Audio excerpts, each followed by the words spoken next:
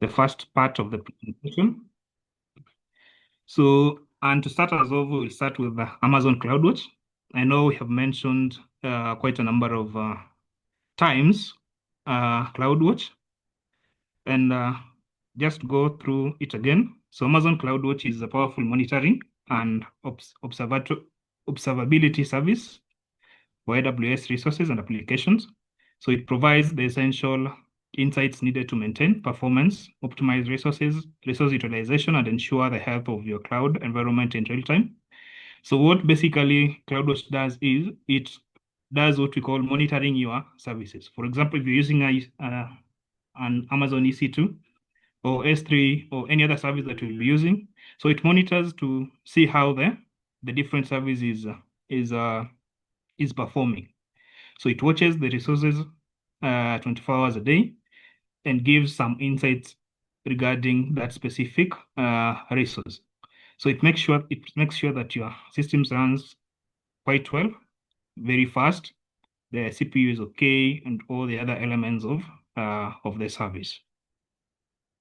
Then why is it important for us to have a monitoring service? Number one, you can dynamically scale an EC2 instance for optimal performance. So when you have a monitoring service like CloudWatch, it helps you to monitor your service. Let's say you have an EC2 instance that is running. So whenever there is high demand, CloudWatch will be able to send a notification to you that you need to scale up, or rather, it can trigger something like a Lambda instance so that it automatically scales up and down. So that is what monitoring does. The number two, monitoring helps you to identify and mitigate capacity issues affecting application availability. So here, what this means is after it has watched over your service, for example, S3, it makes sure that it mitigates capacity issues. In that, your system or service is always available. In case it is being overused, it notifies you about the same, and then you are able to adjust accordingly. So monitoring helps you to catch the issue before it happens, and then you're able to fix it so that your application or service is always available for you. And then number three, you have gained clarity on infrastructure utilization to prevent over provisioning. Similar to what the first point was talking about. So here, over provisioning means basically over allocating. You have too many resources that are not being used. So CloudWatch will help you to look at it in a way that will help you to monitor which resources do you need, how many resources do you need. If it is the instances, how many EC2 instances do you need, so that it watches about your usage. If you need more, it will be able to adjust accordingly. Then we have some of the key terms and components of CloudWatch, have what we call a CloudWatch metric. And a metric is a fundamental data point representing a specific measure, such as CPU utilization or a network traffic. For example, if your CPU usage of an EC2 instance showing 80% means the server is busy. Let us use an example of a car. For example, you are driving a car and you have what we call the speedometer. Okay, so when you're driving the car and you see on the speedometer that imefika pale 90 kilometers per hour, it will be able to tell you that this car is overspeeding. So that is the same thing with what CloudWatch metric does. So it is able to tell you that you are either overutilizing this particular service or underutilizing by giving you a specific threshold in which that particular service is operating at. Then we have number two, what we call the CloudWatch alarm. And the CloudWatch alarm is a configurable rule that monitors a metric and triggers automated actions when a predefined threshold is breached. So here, let's say you have set a rule that whenever your CPU utilization gets to 80%, you are able to get a notification. So that is what exactly CloudWatch Alarm will do.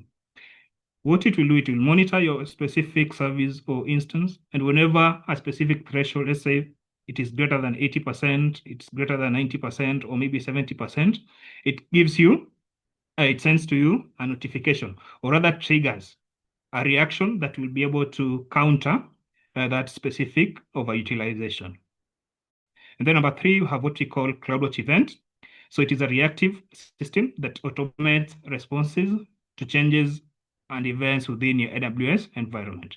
So whenever the alarm goes off, CloudWatch events does what we call automation. So it automates an event that will either counter or figure out how to manage that particular overutilization or the functioning of your service. So an example is when an EC2 instance stops unexpectedly, the CloudWatch event triggers a Lambda function that restarts the instance. So that is the main work of CloudWatch event. We'll be looking at it later on as we continue.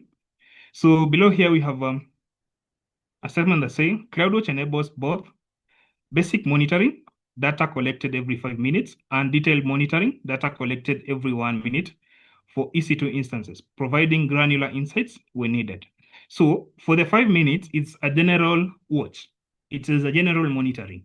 Then when it comes to the 1 minute, it is more specific. That's what we're talking about when we talk about granular.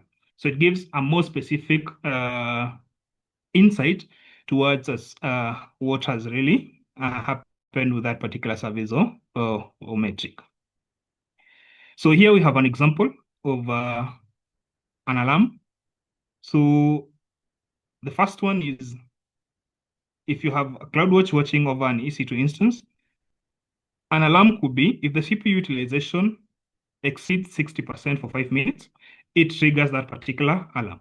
So whenever the utilization exceeds 60%, there is an alarm that is automatically triggered, either for you to add more instances, that is just scale vertically and horizontally to counter that particular issue. Then you have elastic load balancing. If the number of simultaneous connections exceeds 10 for 1 minute, it will trigger an event. We don't talk about elastic load balancing, tunajua ni yule traffic officer, sindio, that distributes traffic to different instances or services. So whenever the number of connections exceeds a specific number for 1 minute, it should be able to trigger an alert. So this one tells you that you are either overutilizing the available ELB so that you're in a position to scale up, or maybe you are underutilizing and then you're able to scale down. Then number three, we have another alarm that is Amazon RDS. And RDS is just the relational database service that helps you to manage your database. So if the number of healthy hosts are less than 5 for 10 minutes, then an alarm should be triggered. We know RDS runs on servers. So when you see that the servers are affected or unhealthy, and those ones that are healthy are less than 5 for 5 minutes, it means that you should have an action to counter that particular issue. Because if it is not countered, then it will lead to maybe failure in the long run. Then we also have another example here. So this one is a CloudWatch monitoring example. So we have an instance here that has CloudWatch configured.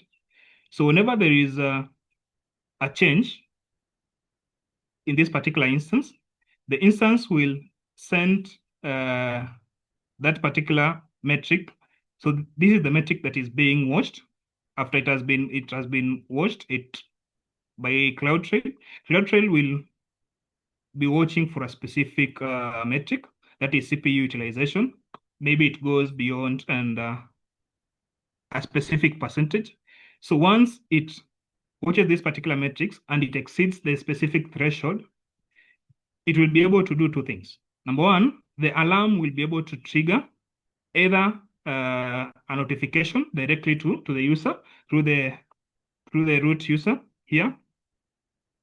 Just a minute.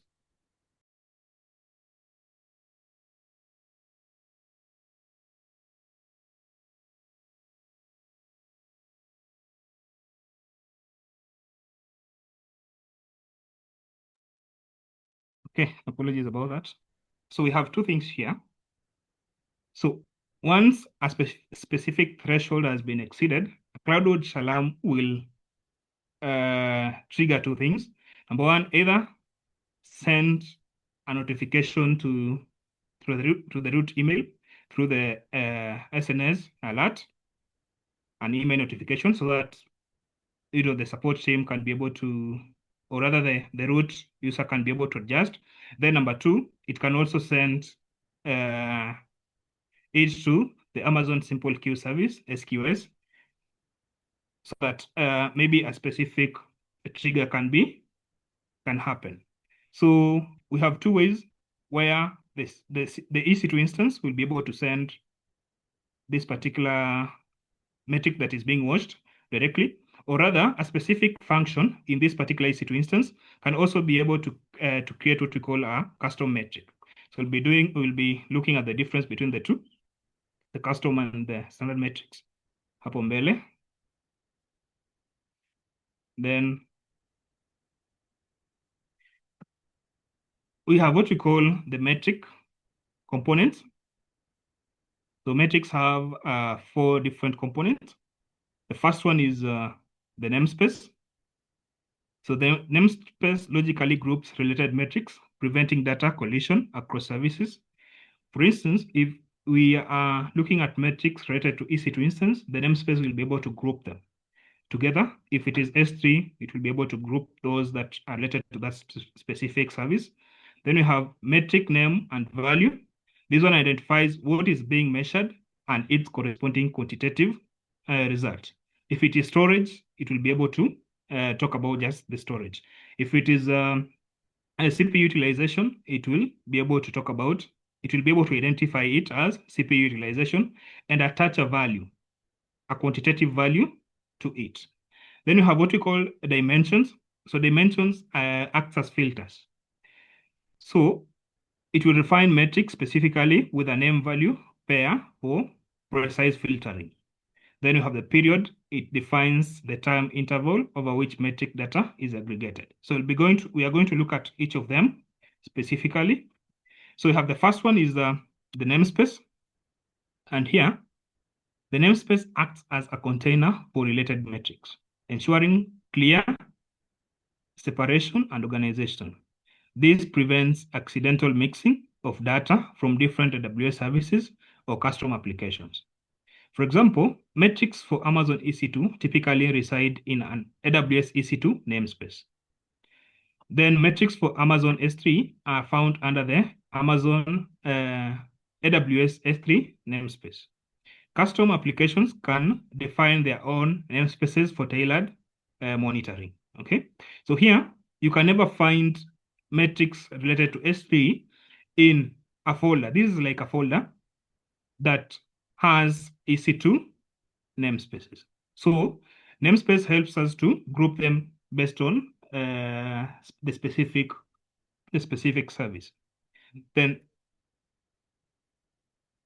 this hierarchical structure simplifies metric discovery and management within CloudWatch. So it helps you to easily, when you're going to look for specific metric, you are able to find them based on the service, or based on other factors that we are going to discuss. So number 2, we have what we call the metric name and value.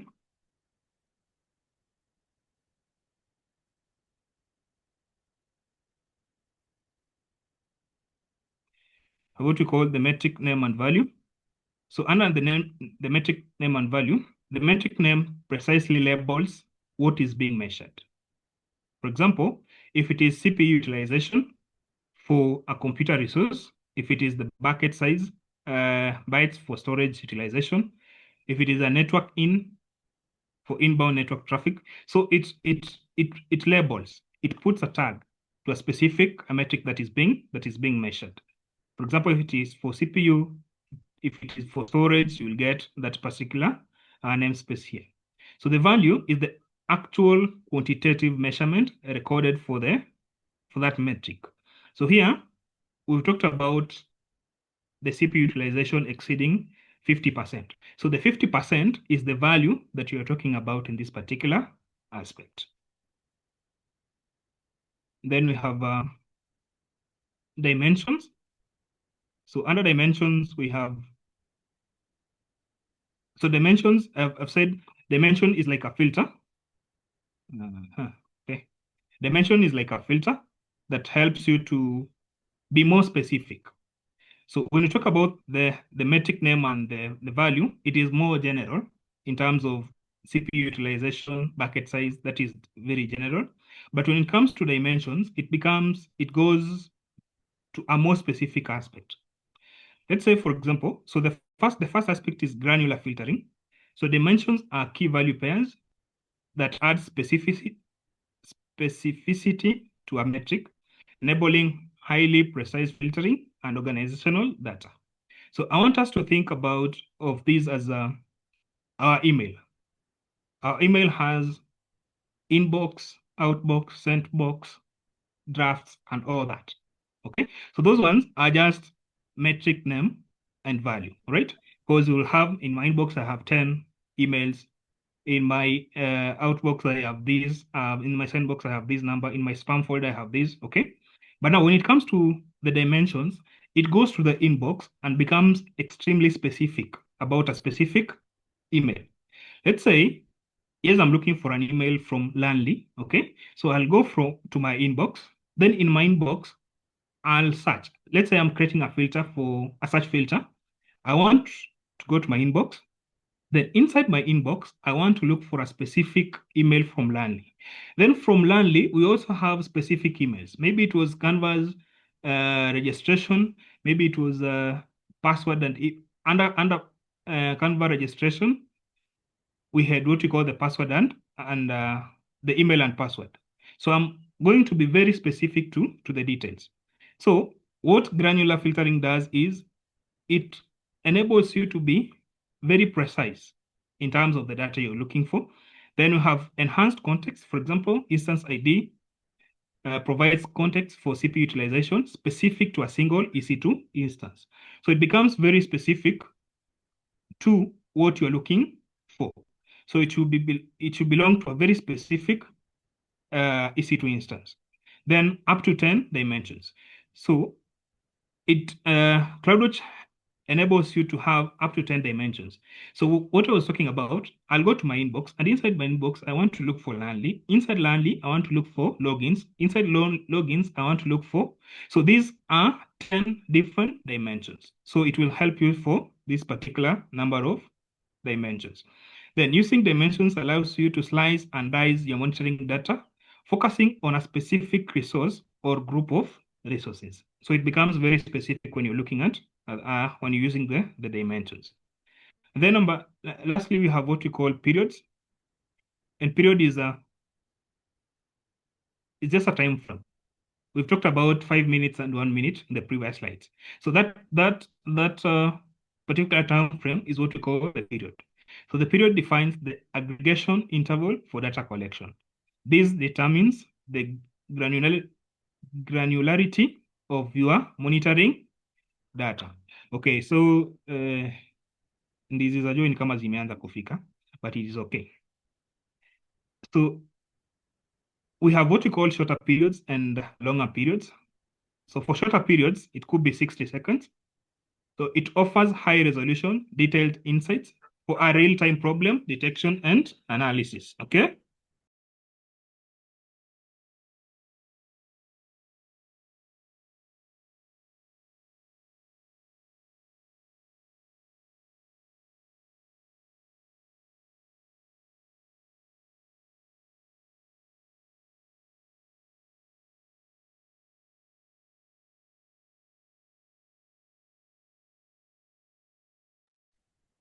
So for shorter periods, we have example is 60 seconds, and then for longer periods, you have 3,600 seconds. This one provides a broader view, ideal for identifying long-term trends and capacity planning. So you can set a period ranging from 1 second to 1 day to match your specific monitoring requirements. And then here we have an example for an S3 bucket size. So we are looking at this particular bucket size, and we want to define it based on the specific elements. So we have what we call the metric. So the metric here, we have a namespace. It is AWS S3. So it is related to the S3 service. Then under the dimensions, we have two dimensions that have been used here. Number one, we have the storage type should be Glacier storage. So whatever information you're looking for, it should be related to the Glacier storage. And then the bucket name should be doc example bucket. Then the metric name should be bucket size bytes. So this is just an example of a JSON query that you can be able to look at. And then we have what we call the standard and the custom metrics. So the standard metrics are grouped by service name. For example, we have S3, EC2, and the different services that we have. Then it displays graphically so that selected metrics can be compared. So when you look at the lab, you'll be able to see this aspect. So it will be able to, if you have two instances and you want to monitor them, you can be able to look at the graph and see how and compare the two instances. Then it only appear if you have used the service in the past 15 months, then reachable programmatically through the AWS command line interface or application programming interface. Then when it comes to the custom metrics, they are grouped by user-defined namespaces. So this one is grouped according to the user. Then it can be published to CloudWatch by using the CLI API or a CloudWatch agent. So after looking at an introduction to CloudWatch, we have two specific elements that I want us to look at. Have what we call the CloudWatch events and then the CloudWatch logs. So a CloudWatch event tracks changes in your AWS environment almost instantly. Whenever something happens with a specific service, CloudWatch events tracks this particular change instantly. So how does it work? Number one, when something changes, such as a new EC2 instance starting, CloudWatch event detects it. Okay, so you can create rules that decide what to do when that event happens. And then each rule can send the event to one remote target, like a Lambda function, an EC2 instance, SNS topics, or SQS queues. You can also set up a scheduled event, like a cron job, to perform actions automatically at set times. So this one is similar to kama uko na WhatsApp and then umeweka ile auto backup, right? So that every night at 2 a.m. data is automatically backed up. So this is how it can work when you have a scheduled events. Then an example is when a new EC2 instance starts, CloudWatch event can automatically run a system manager script on it to configure the setting.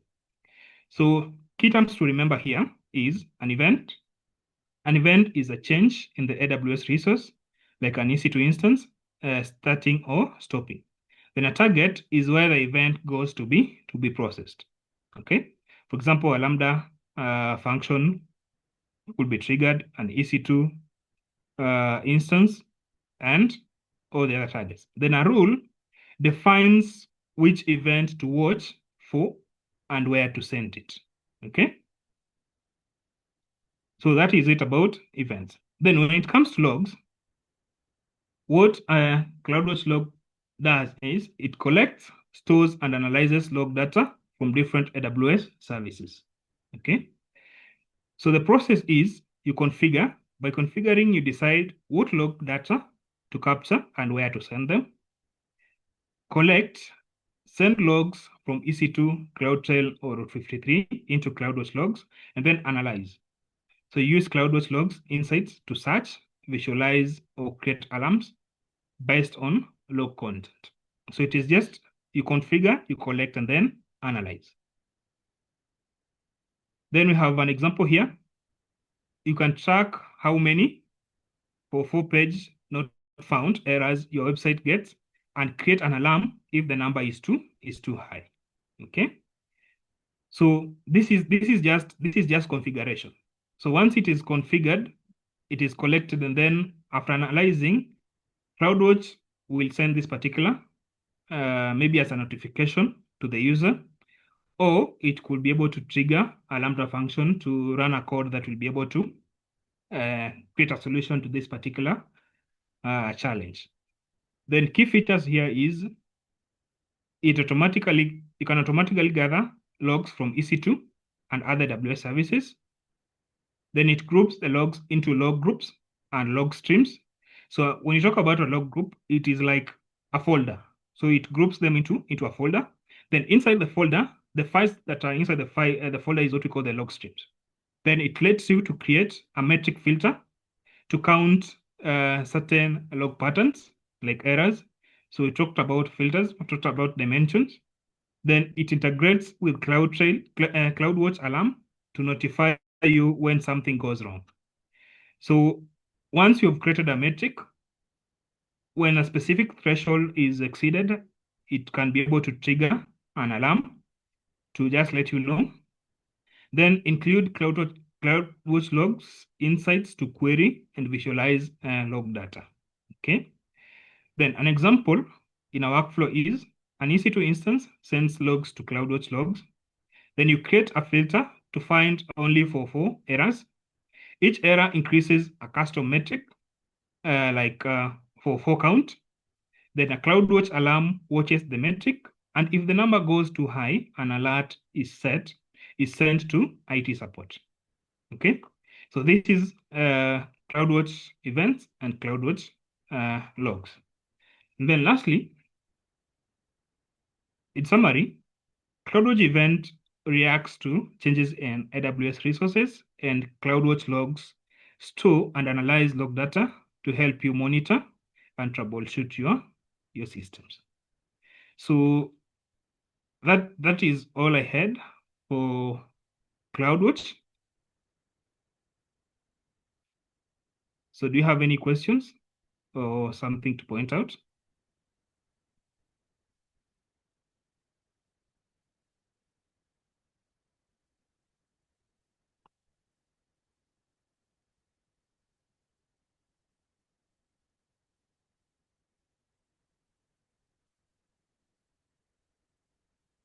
Okay, so if we don't have a question or something to point out, allow me to invite the second presenter, to Patricia.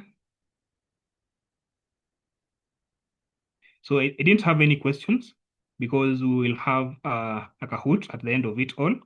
So it will be able to capture all the topics we will have gone through for the morning session.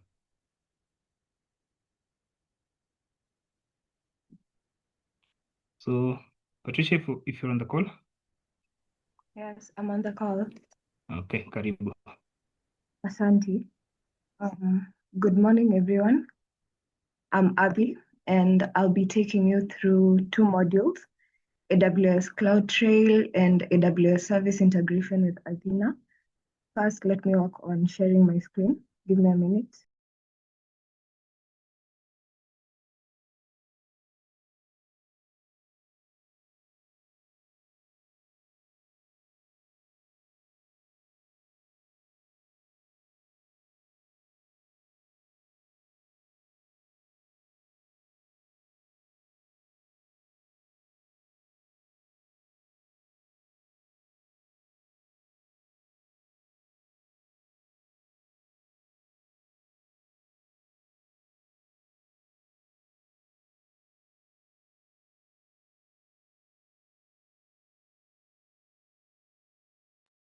I hope you can see my screen. So let me share it.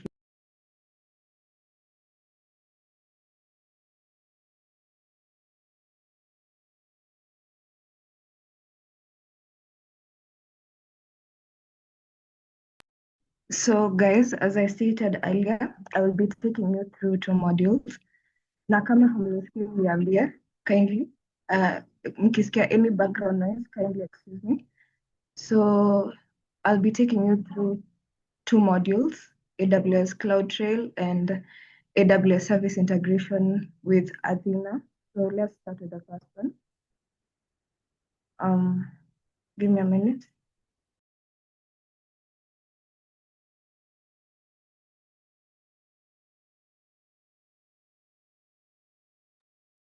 Okay, so AWS CloudTrail, an introduction. So AWS CloudTrail is a service that logs, continuously monitors, and retains. Oh, before I start, guys, kindly pay attention because like my modules are super short. So kidogo kidogo nimeanza, kidogo kidogo nimemaliza. So I'll not take much of your time. So kindly pay attention.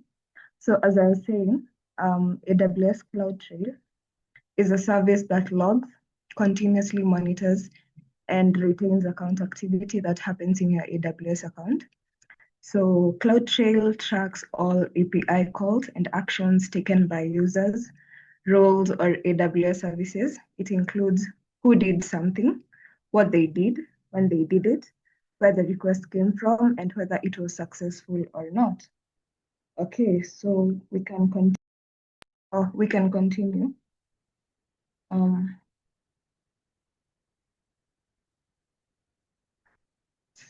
Sorry. So AWS calls these recorded actions events. And as we continue, you'll come across a term called log entry. It's related to events. So AWS calls these recorded actions events, and CloudTrail stores them so you can view, search, and analyze them later. As I've been going through CloudTrail, I've come to realize what the purpose of CloudTrail is mostly there's an aspect of analysis where you can just go back and look at what happened and analyze and get to have an understanding of whatever happened, So AWS CloudTrail also records activity performed through the AWS CLI and the AWS Management Console. Once CloudTrail is configured, it automatically delivers the logs to the Amazon S3 bucket. However, CloudTrail does not track actions that happen inside an Amazon EC2. This is something to take note of, that CloudTrail does not track actions that happen inside an Amazon EC2 instance, only actions made at the AWS account or service level. We can continue. Kindly, if you can see my screen, tell me. If you can hear me, please tell me. Somebody can mute. Hello, Abby. Yes? Unapotea kidogo. Unatumia earphone? No. Phone is keeper. Yeah. Hebu endelea sasa. Okay, sorry. Macha nijaribu kuongeza sauti. So, why CloudTrail matters? Benefits or purposes why CloudTrail matters. We have 3 reasons: security and monitoring. So you can see if someone accessed a resource they shouldn't have. You just check who did what. And we have auditing and compliance, where organizations often need a record of who did what, especially in regulated industries. We have where if something breaks, CloudTrail helps you figure out what changed. We also have what I shared, analysis, where we can have security analysis, where analysts can check and identify what maybe caused a security breach. So yeah. The next slide. So we now get into how to configure a trail in Amazon CloudTrail. The first thing, kidogo.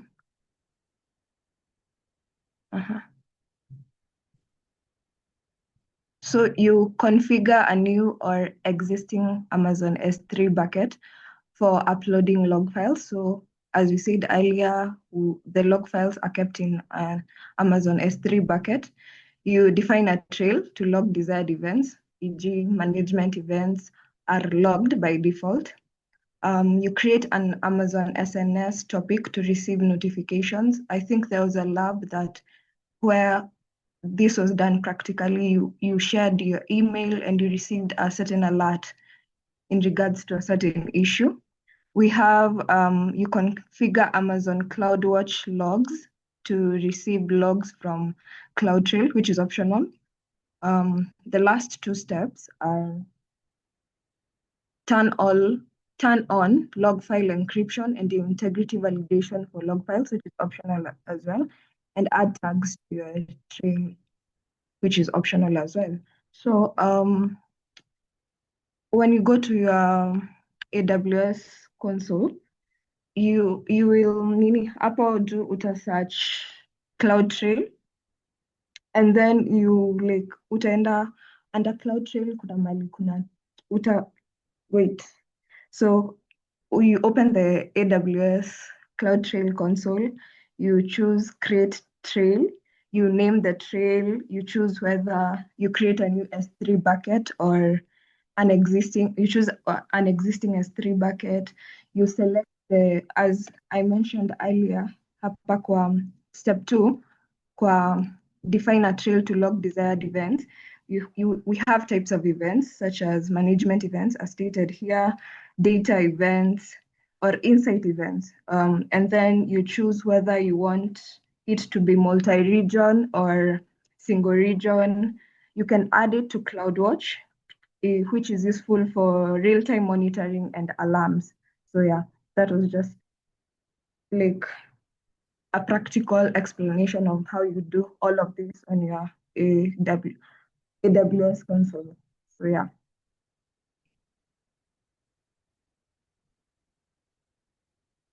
Okay, so in AWS CloudTrail, we have 3 keywords: log entry, request parameters, and response elements. So let's look at request parameters. Request parameters basically is what you ask AWS to do. So these are the details that a user or service sends to AWS when making an API request.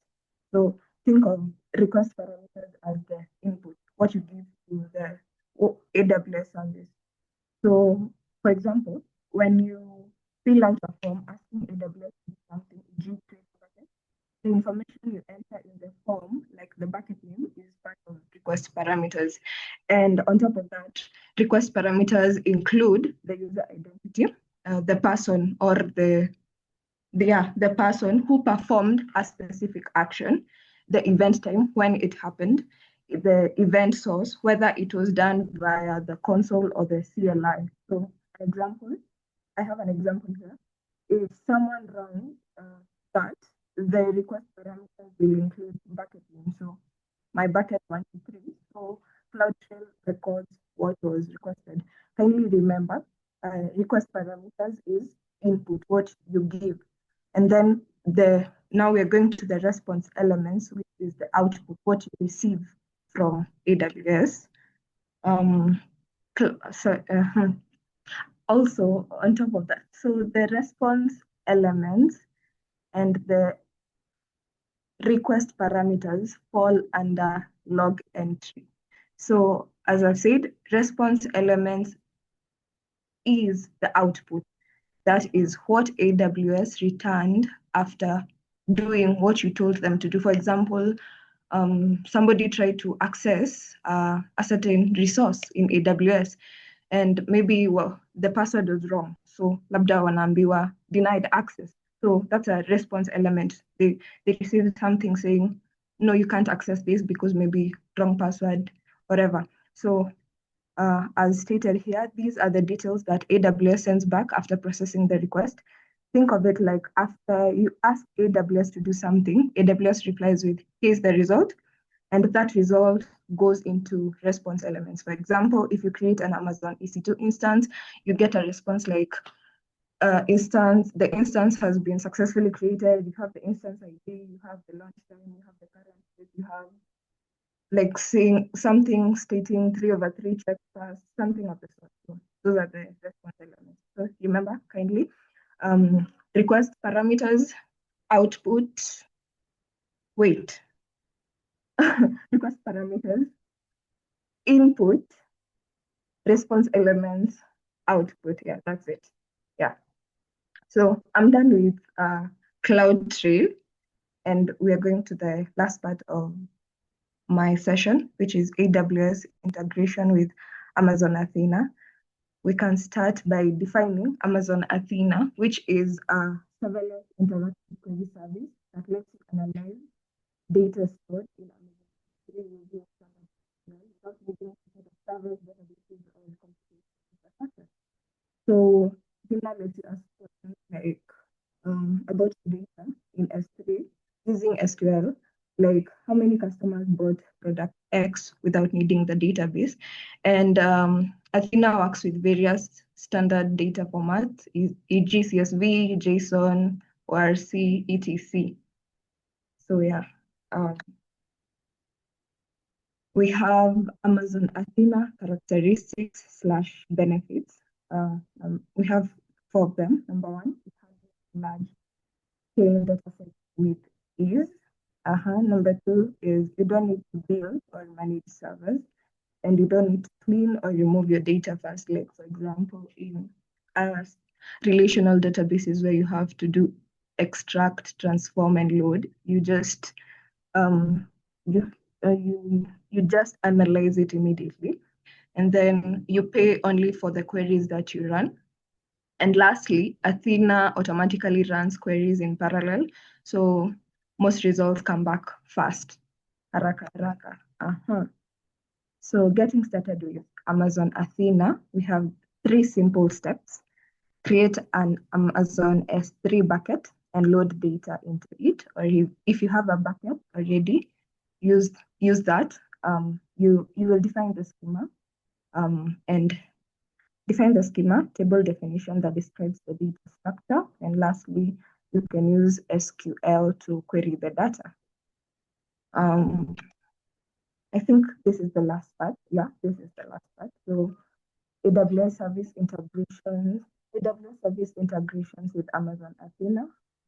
Using Amazon Athena makes it easy to analyze different AWS logs stored in S3. So for example, as Felix has shared in the previous session about Cloudflare, you can quickly create tables and run SQL queries to see who did what in your AWS account and spot patterns like unusual login locations.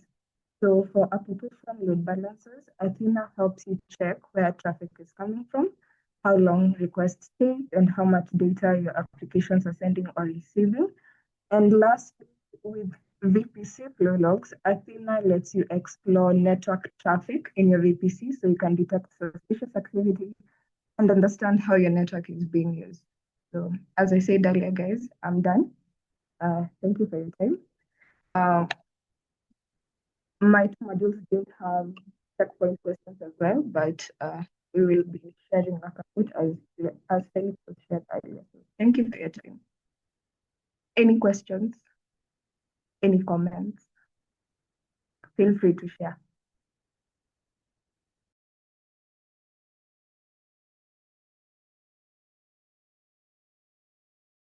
Okay, thank you. Thank you so much, Sabi. That was very precise. So, team, that was the first and the second presentations. So we have the third presentation coming up. Ndio mnashanga mbona ya kwanza na pili imekuwa that short. It is because we are just getting you guys started for the actual presentation.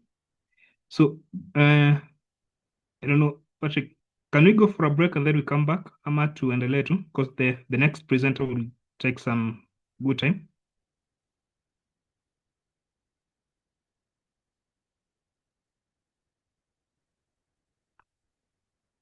Patrick or Joy, anyone? Hi, Felix. The next presenter can take it away, and then after he finishes or he or she finishes, we can go to the break. Okay. So Right. Tony, if you're ready, you can take it up.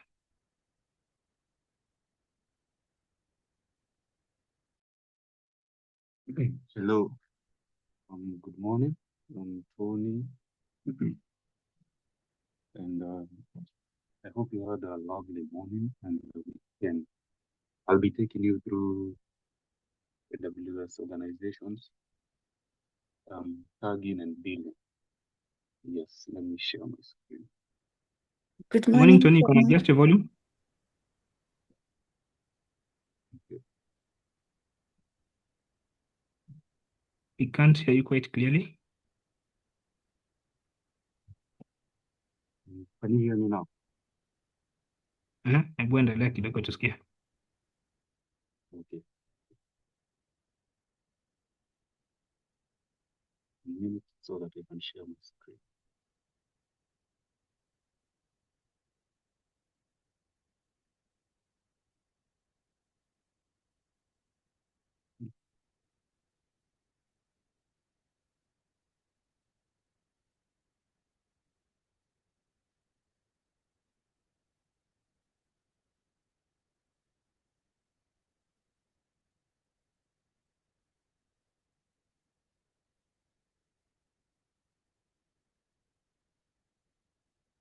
Can you see my screen?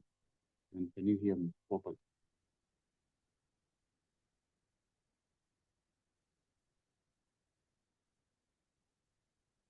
Thank you.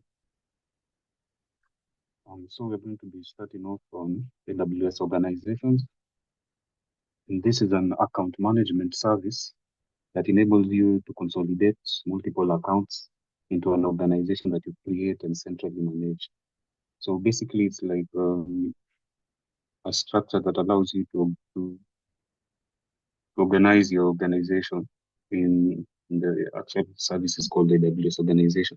To create a structure of the accounts and the departments and the components, the management root. This is the admin. This is the admin account.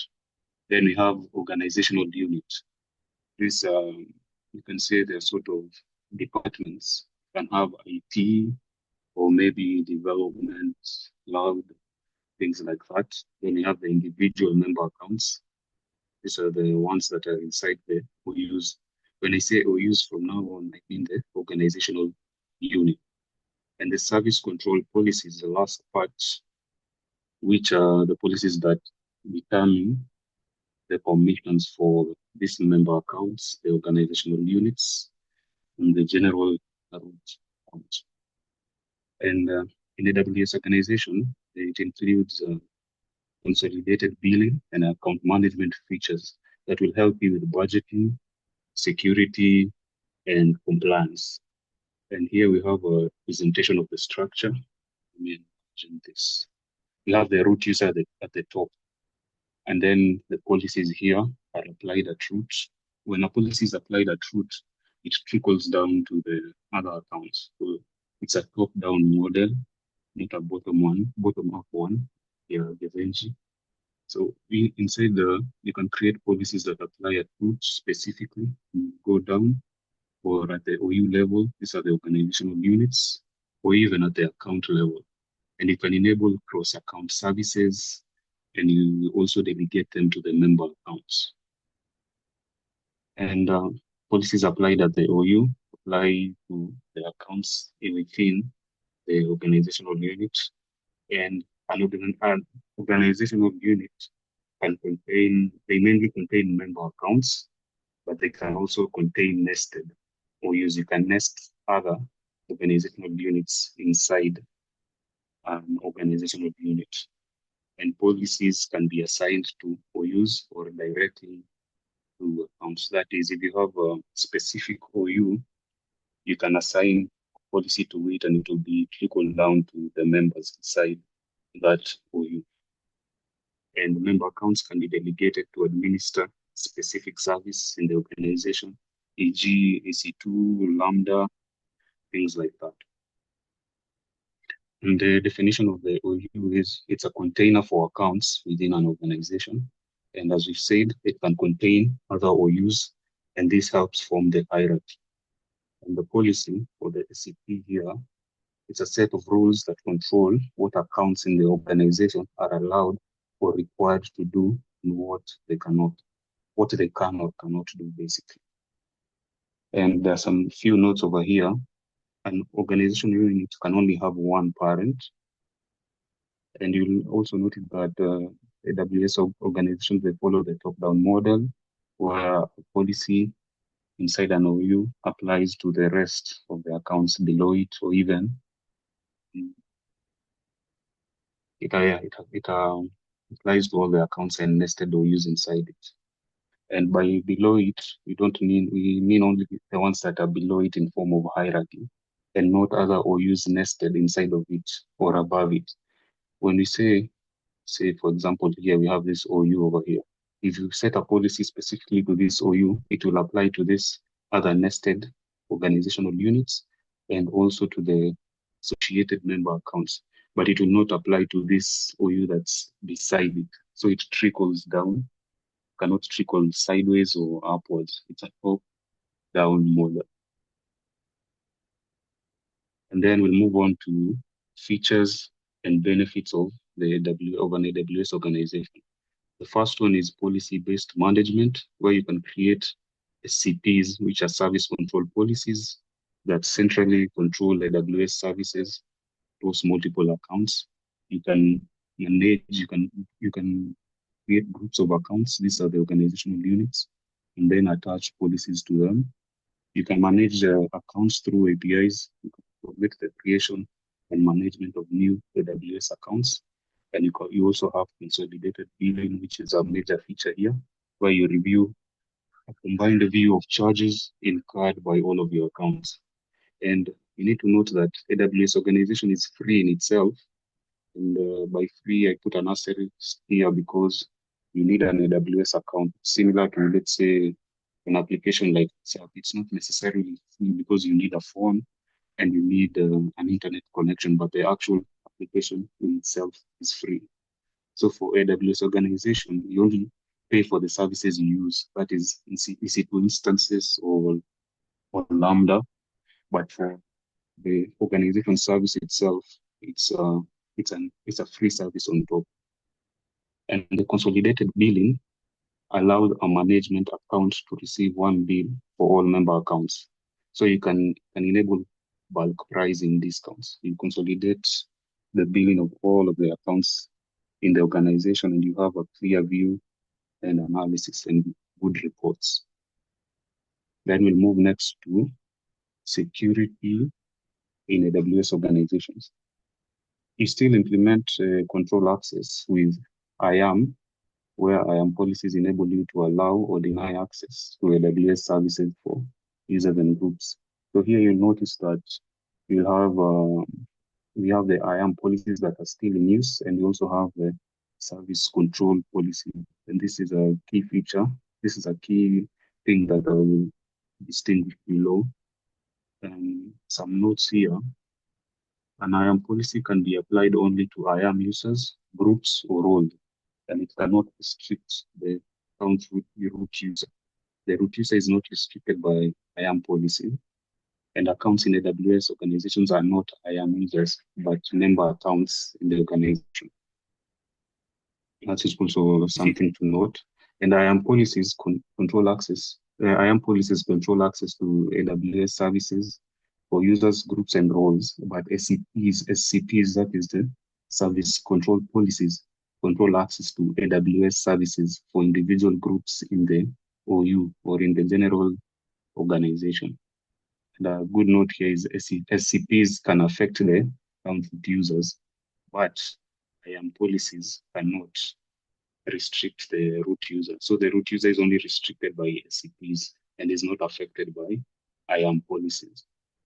And here I will show a clear distinction between IAM policies and SCPs.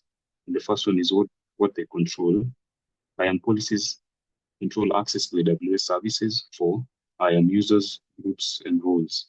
But SCPs, they control access to AWS services for AWS accounts and organizational units. And the scope of IAM policies is individual identities within one account. But for SCPs, the scope is entire member accounts or even organizational units in an organization. And IAM policies do not affect root user, but SCPs are the ones that affect the root user. And IAM policies, they grant or deny permissions, but SCPs are only permission filters. They are guardrails that restrict.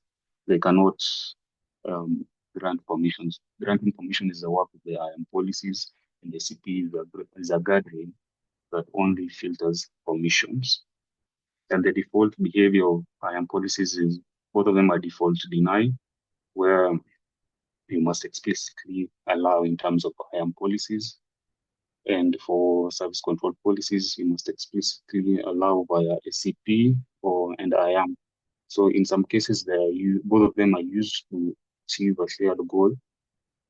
And for policies, you can apply them to users, groups, and roles. But for SCPs over here, you can apply them to the root account, to the OU, and to the member accounts. And an example use case of an IAM policy is you allow Alice to launch EC2 instances, but deny her S3 access.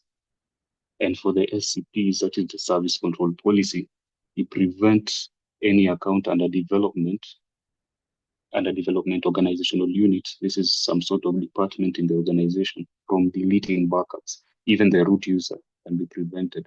And this is very key because it sets up some key organization-wide guardrails that protect the entire organization, because even the root user can be restricted.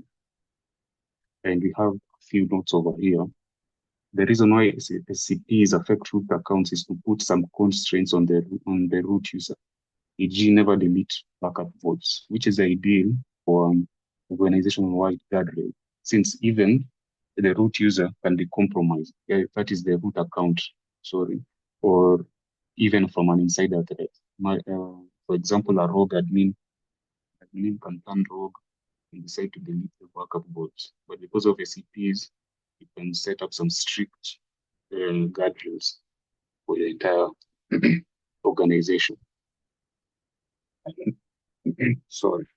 And next, we'll talk about how IAM policies and the SCPs work together. The first scenario is a finance developer trying to delete an S3 bucket. So the IAM policy check will be the finance developer has an IAM policy allowing full S3 access, because this asterisk means they have full S3 access. That shows that they are allowed by the IAM policy. But then we go to the SCP check. The finance organizational unit, which the finance developer is part of, has an SCP denying deletion of an S3 bucket, which is S3 delete bucket is denied.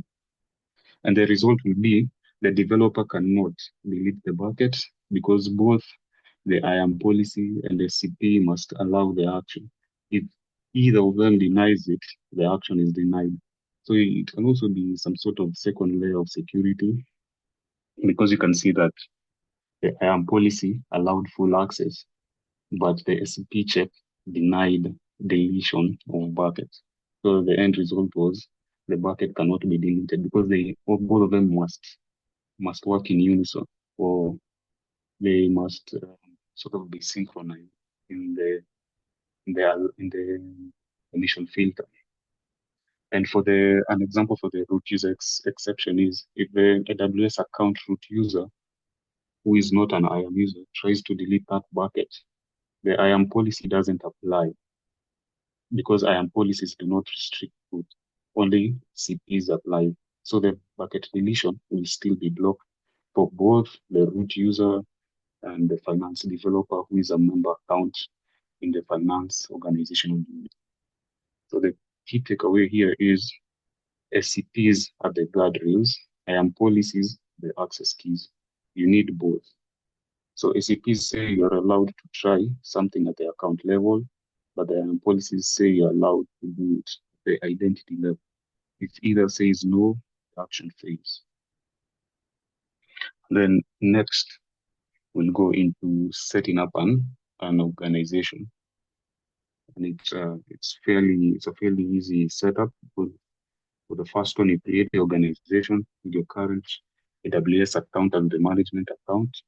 Then you add accounts to your organization by either creating new ones or inviting existing accounts to join. The next step of the structure is creating the OUs, that is the organizational units that will determine how you structure your organization. And then you move next to the member accounts to be placed inside those OUs.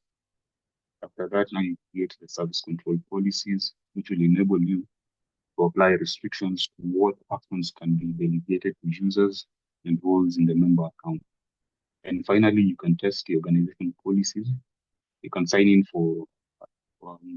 as some of the users, varied users, that is, to see how the policies are and if they are implemented properly. And you'll see also if the SAPs impact account access. And note for step 4, you can alternatively use a tool called the IAM policy simulator to test and troubleshoot IAM and resource-based policies that are attached to users, groups, or roles in your AWS account. And then next we'll move on to the quotas in AWS organizations. The first one is the maximum AWS accounts per organization is 10 by default, but you can adjust it up to 50,000 upon request. And we only have one root user, and the max number of use per organization are 2,000. The maximum nesting level of organizational units is only 5 levels under root. And the number of service control policies, they can hit a max of 10,000 per organization, only 5 per entity. And the max characters for CPs is 5,000, about 5,000 there above.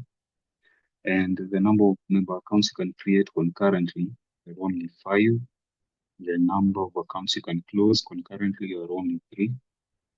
And the number of member accounts you can close within 30 days is a max of 1,000 for 10% of your accounts, or 10% of the number of accounts you have, but still limited to only 1,000. So it can be less if you have more total number of accounts.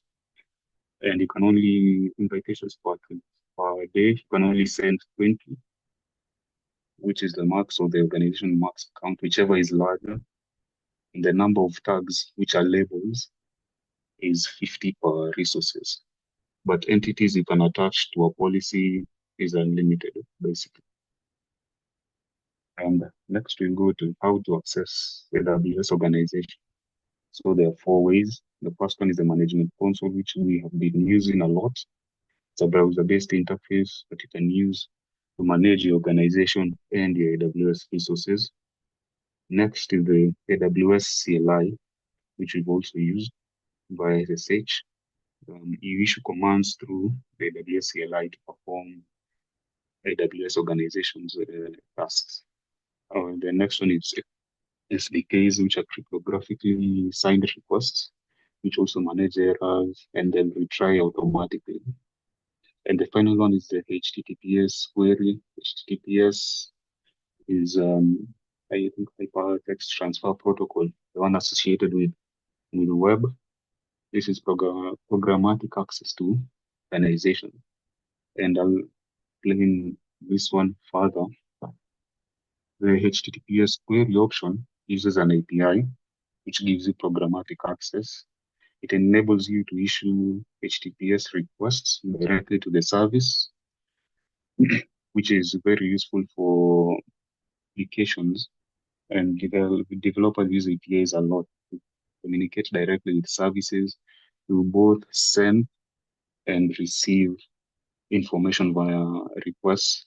And most of the time they usually follow the JSON format. And when using this API, you must include code to digitally sign requests using your credentials. And why is this important? Because digitally signing a request, you use AWS secret key to generate a cryptographic signature that proves the identity and verifies the request's integrity. It's basically some form of security to verify that this request is authentic and it's verified from an approved path, if I can put it like that. And then we'll move on to the second major part here is tagging. And tags are also used in AWS organization. So basically a tag is a label that is attached to an AWS resource. And they are used to manage resource consumption in AWS account. I'll explain this part further below. So what is a tag? It basically uses a key value pair. For example, if you can see here, let me enlarge this. This is an example of a tag for this instance over here in a public subnet. The name is the key for the tag, and command host is a value. So yeah, it's basically used here. For example, it's used for naming this ID, and also they've named the environment. It's a development environment one. And yeah, this is an example of SQL instances using tagging. We have on the left side, we have instances that are not tagged, and on the right one, they are tagged. So they help with identification and organization, and also we'll talk about how we use them to manage its consumption. So again, basically a tag is a label you assign to an AWS resource. It makes it easier to identify and categorize resources, since identification via instance IDs is hard.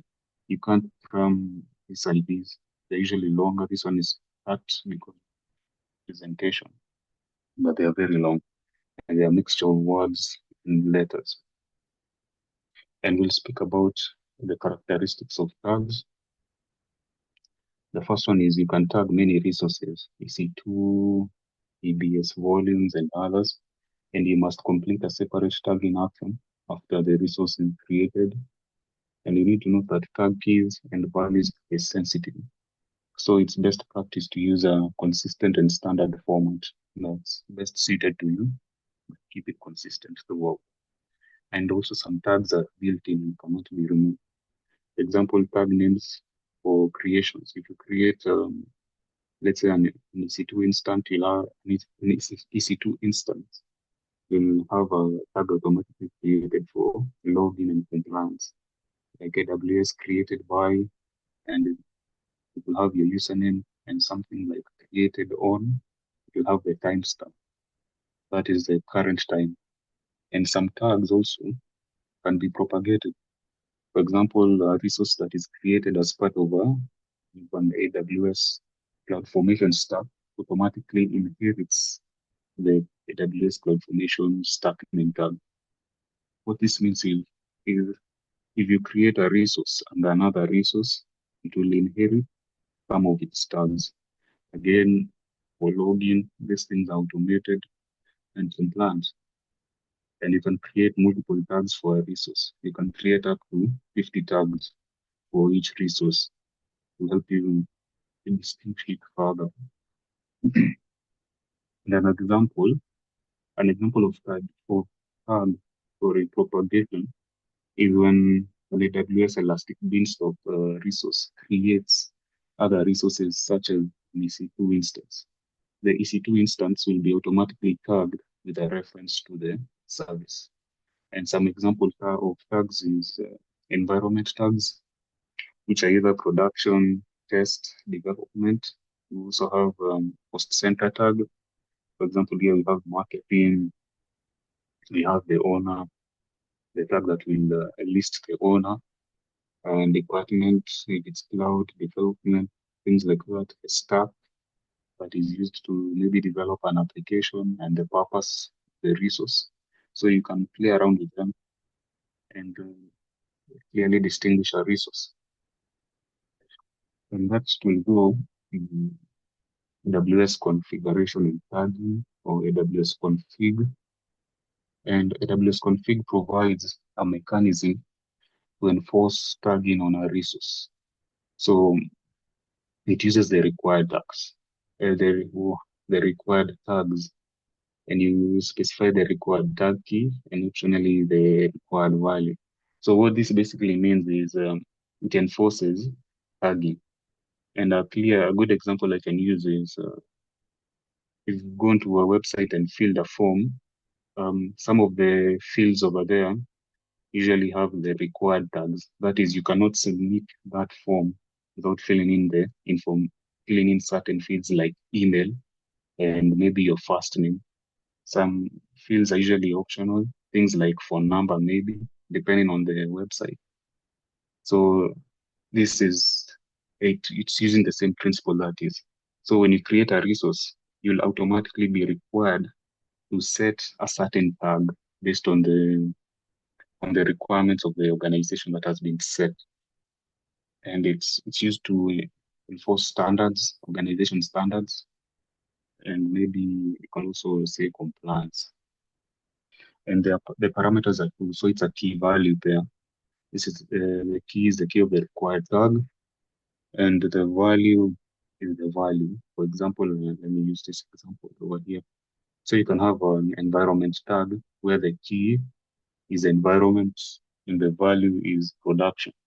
So the tag over here says that this resource is the production environment one, and the other one is an owner tag where you can specify the owner of this resource is the IT team, IT department. So after setting up this rule, AWS config checks all your resources to make sure it has an environment production tag. So we are using this example over here, enforcing this.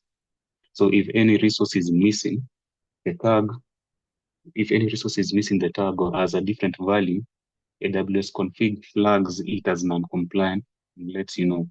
So this check happens either when you change a resource or on a schedule you choose, but mostly on creation. Most of them are used on creating a resource. And next we'll go into tagging via the AWS CLI. So in AWS CLI, tagging lets you attach metadata, key value pairs to resources, making it easy to organize, filter, and manage those resources. So for example, this is a command used to create a tag. The keyword here is create tags. This is the most important over here. So AWS EC2, you specify the resource. This is the instance ID of the EC2 instance you are tagging. Then you specify the tag structure, where the key over here is security check, and the value is timestamp. So the timestamp, I think, is the current time, where when you run this command. So it's just showing that you did a security check or something like that. And another example is you can use it to query and filter based on a tag. So if you have a lot of EC2 instances, you can filter them and list the ones with a specific tag. So it can help you in filtering, in querying and filtering. And the keyword here is describe instances. So you define the filter over here, where you have the name, the tag key, and the tag value, security check, and then it will list them. And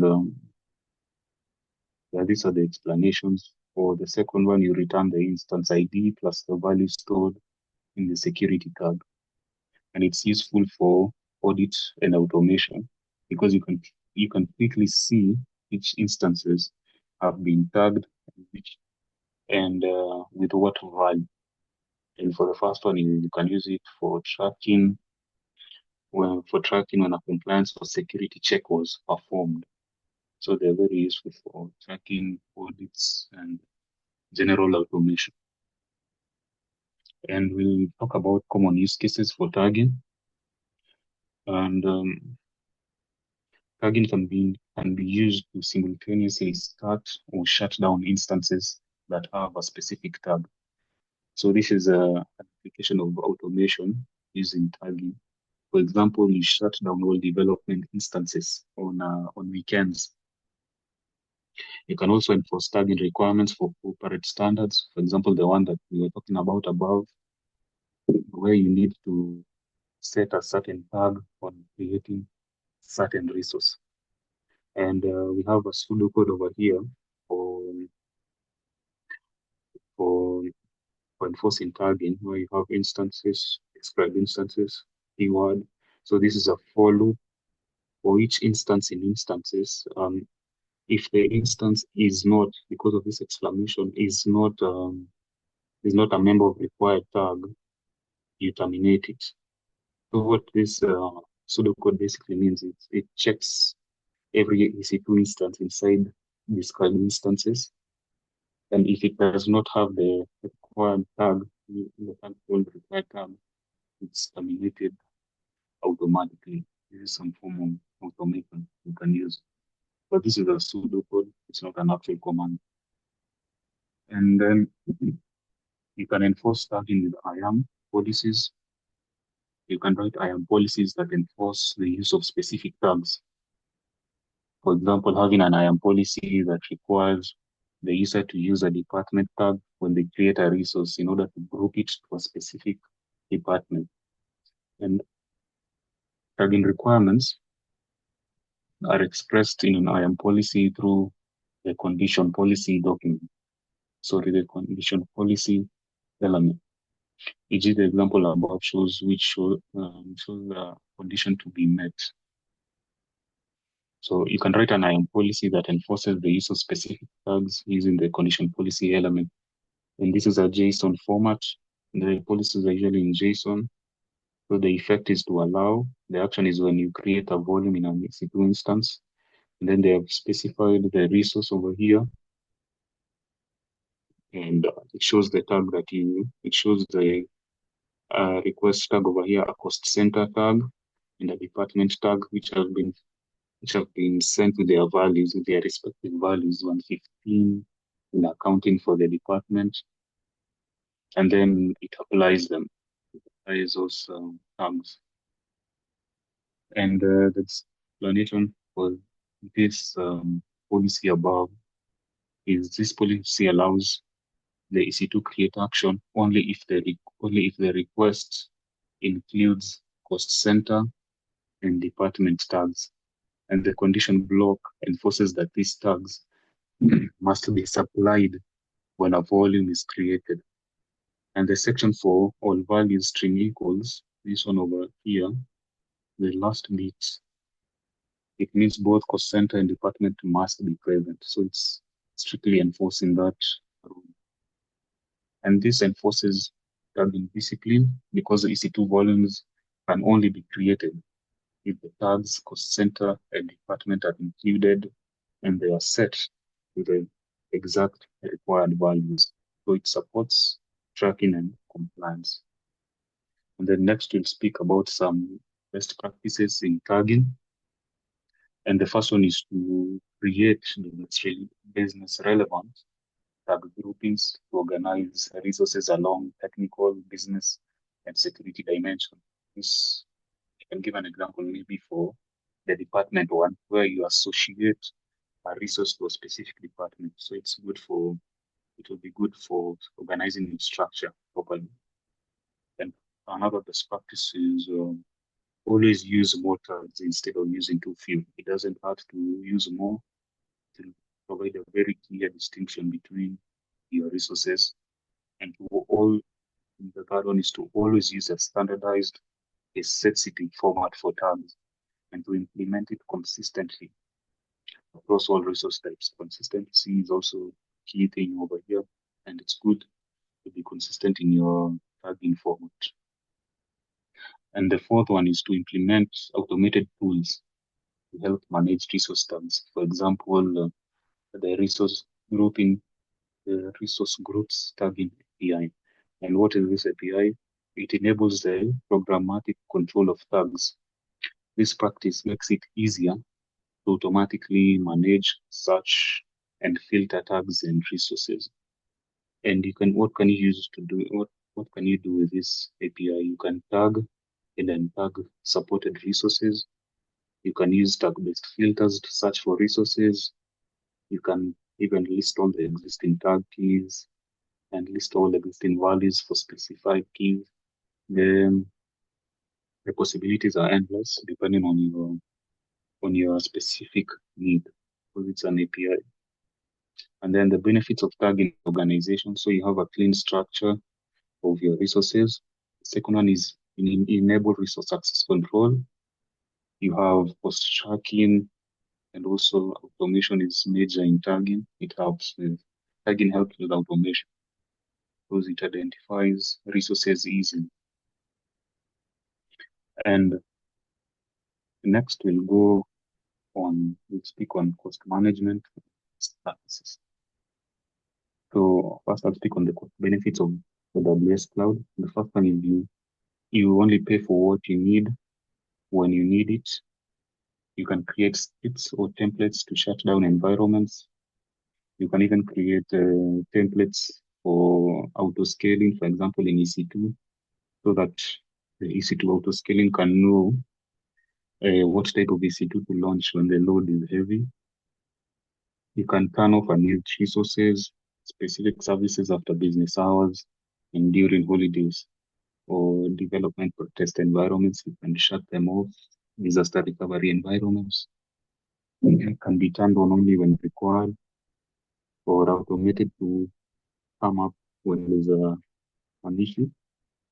And instances that are tagged, you can tag instances as temporary also. You can turn off instances that are tagged as temporary because they are not to be used for long. And the main tools and services used for cost management are four. The first one is the billing dashboard. So this provides an overall status of your costs and usage, and you can access your monthly bill or yearly, quarterly, depending on how you set it up. You have AWS Cost Explorer. Here you can visualize, understand, and manage your AWS costs and usage over time. You can even forecast future costs and usage. Then for for budgets, you can set custom usage budgets, and then you can also receive alerts when your costs or usage exceeds certain thresholds. And you can also CloudWatch is part of this, where you monitor your usage charges and you receive an alert when they reach a specified threshold, because it's used to monitor your computing resource usage. It's used along with budgets and Cost Explorer. Why this unit is very important is because if you don't configure your cost management properly, you'll end up with some humongous bills, some huge bills. And small illustration here is the importance of AWS cost management is it can literally bring poverty knocking at your door if you're not careful. And next, we'll start off with the AWS billing dashboard. This is the main dashboard for managing your costs. This is a screenshot of how it looks. You have a month-to-date spend. You have your spend summary with your current bill. You have a summary of your usage last month, the following month, the current month. The green one is a forecast, which is an estimate. So what the billing dashboard does is it shows you a month-to-date spend, your last month's cost, and a forecast for the current month. It identifies which AWS services contribute most to your total costs, and it will provide trend insights on how spending is changing over time. So it's very important. It gives you some useful information.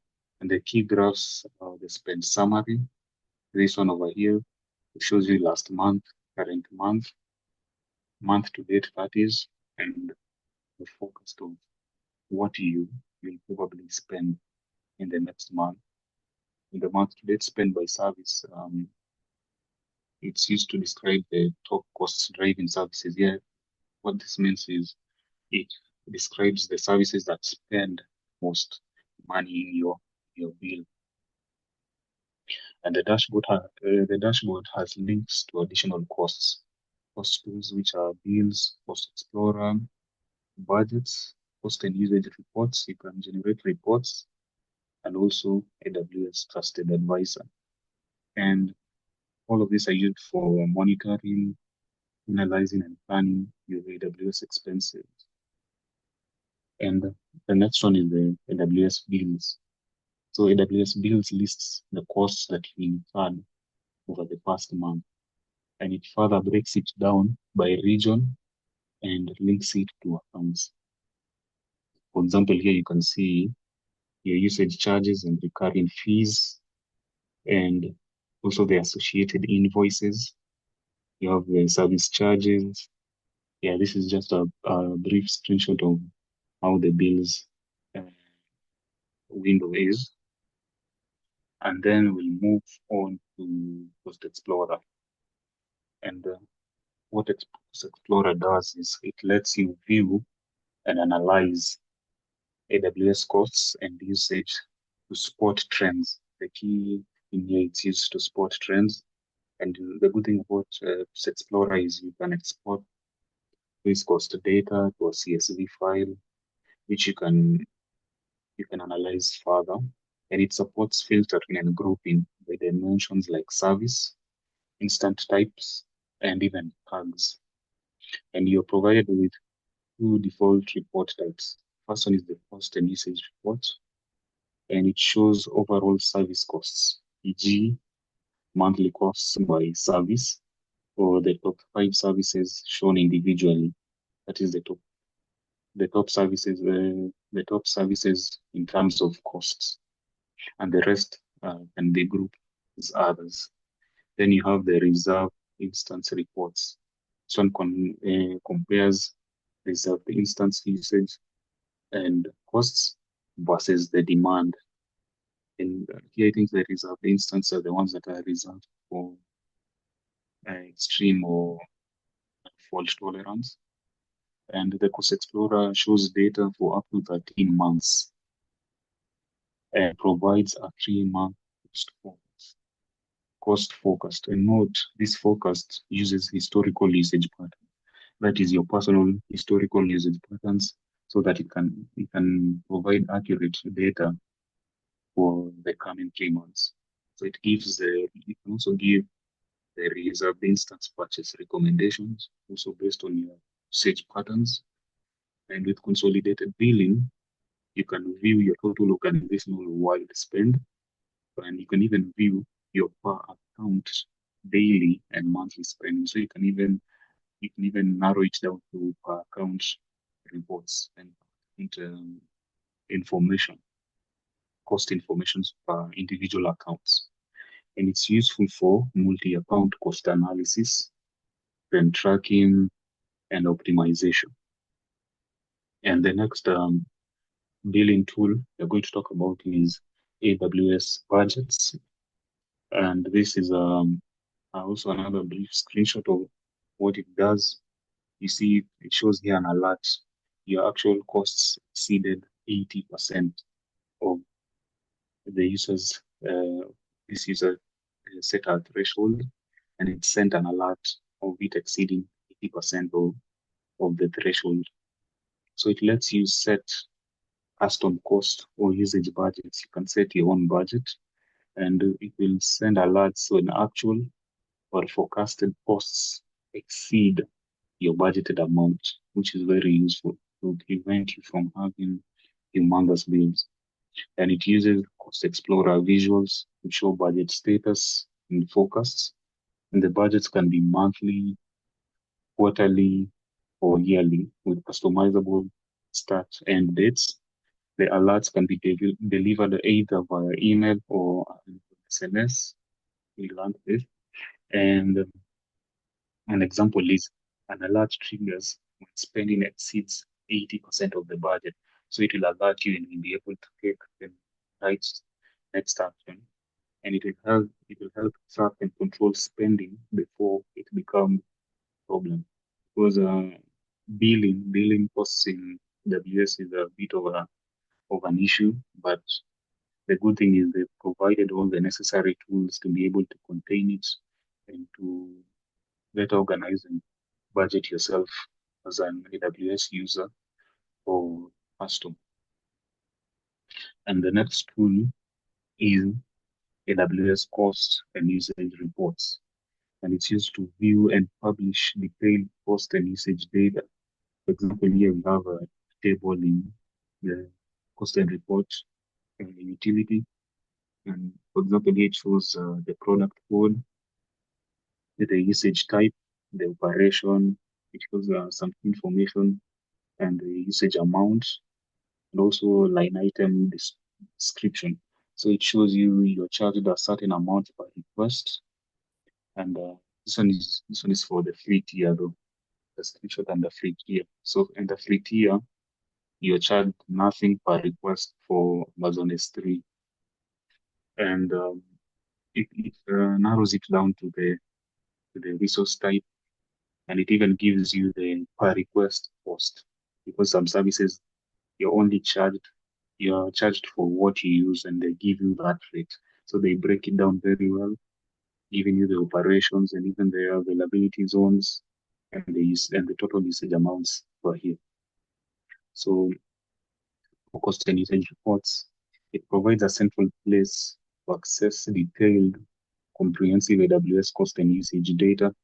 It generates reports with line items, for the person I've shown over here, for every unique combination of product, the usage type, and the operation. It supports hourly or daily data aggregation. Reports can be automatically delivered to an S3 bucket you configure, and AWS updates the reports daily in the bucket. It's useful for deep analysis, auditing, and integration with external bodies. This is useful for data analysts and data engineers, I think, because you can take the information and do a lot with it, go further. And the other one is AWS CloudWatch billing alarm. So what this does is it generates an alarm, an alert when estimated charges exceed specified threshold. You enable it in the management console, and it must be created in the US East 1 region. So this is key information. It must be created in the US East 1 region. It's a central storage for all billing metrics.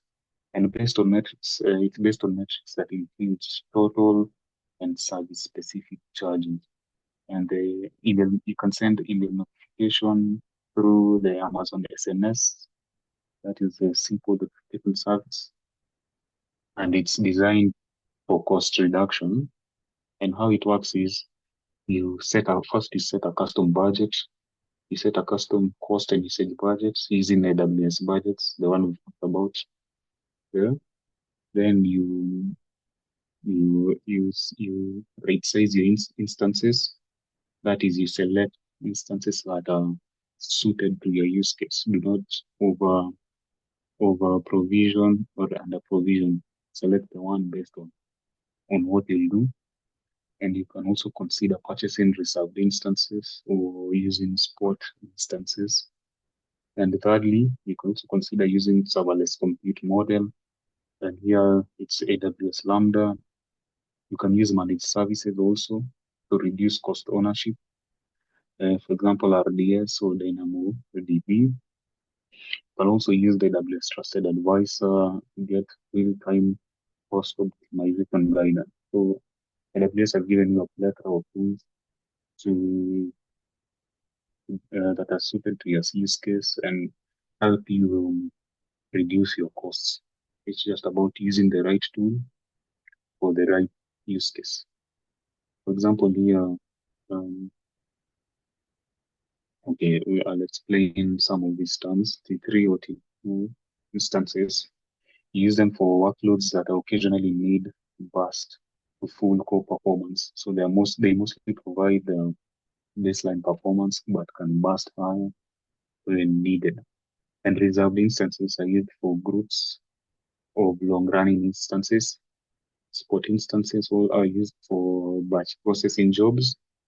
And AWS Lambda is a serverless model that enables you to run code without provisioning or managing servers. And you only pay for what you consume, which is basically the whole model of AWS. And then we speak on finding and reducing waste. You can use Amazon CloudWatch Nets to find long-running idle instances, sometimes even unneeded resources that are still running. And using AWS Cost Explorer, use AWS Cost Explorer, find the costs that are associated with the entire project. So the basic idea here is to locate resources that are eating up your bills and not really providing any output that you need. So you identify them and eliminate them. And you can use And how you can implement this, locating and eliminating waste that is identified by CloudWatch, because CloudWatch does the metrics. You can use them using the metrics. You can locate them using the metrics. Now you can apply it using something called a Stopinator script.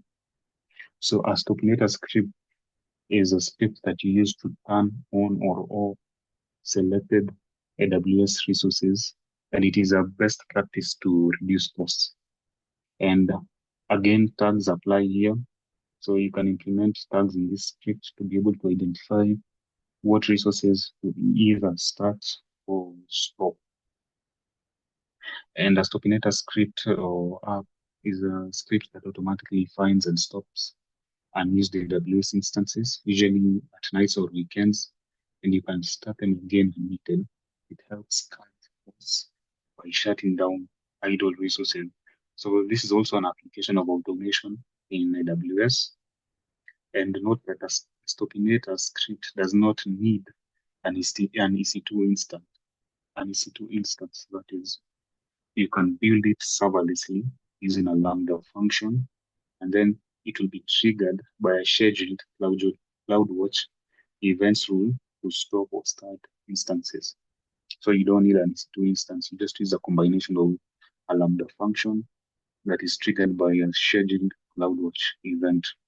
And this will help with saving costs and driving down those AWS bills. Then the next tool over here, we have AWS Trusted Advisor. So what does a Trusted Advisor do? It scans your infrastructure, compares it to AWS best practices in 5 categories, and then provides recommendations. And these categories are optimization, performance, security, fault tolerance, and service limits. So these are the metrics it uses to determine if you're following a certain set of AWS best practices. This is important because as an AWS customer, you want the most value from your investment. And Trusted Advisor helps you achieve this. And I'll give a brief explanation of the 5 categories. So for cost optimization, the idea here is to remove idle resources and use reserve capacity. For performance, you check the service limits, the throughput, and and the instance utilization, how well you're utilizing instances. For security, you're closing the security gaps, you enable protections, and you review the set of permission. For fault tolerance, you improve availability using multiple availability zones. By using either load balancing or scaling for EC2s, and also but so that if certain resource goes down, you can have a backup that will be provisioned within a short amount of time. Your services will keep on running. Then you have service limits, where you identify services that are nearing your 80% of your quota, or depending on the percentage you set. And now we'll go to the cost optimization features of Trusted Advisor. It helps identify idle or unused resources, for example, EC2 instances. It's useful for cost optimization through checks and recommendations, and a lot of additional tools available with the business and enterprise support plans. And a quick note here is AWS Trusted Advisor analyzes your AWS environment and provides recommendations for best practices. And the recommendations are usually included in forms of links that provide you with direct actions you can take. And then we are done. We're done with the 3 categories: organizations, tagging, and billing. Billing, which is under optimization for cost management.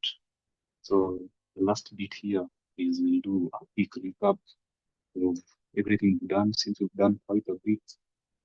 And under AWS organization, you need to know that it's a centralized multi-account management service. Also note that it is a free service. And the key information you need to know is you have one producer in the structure, which is a top-down model. Then you have organizational units, which are containers for member accounts. And they basically help you organize your structure, the structure of the organization. Then you have CPs, which are the policies inside AWS organizations, which is service control policies.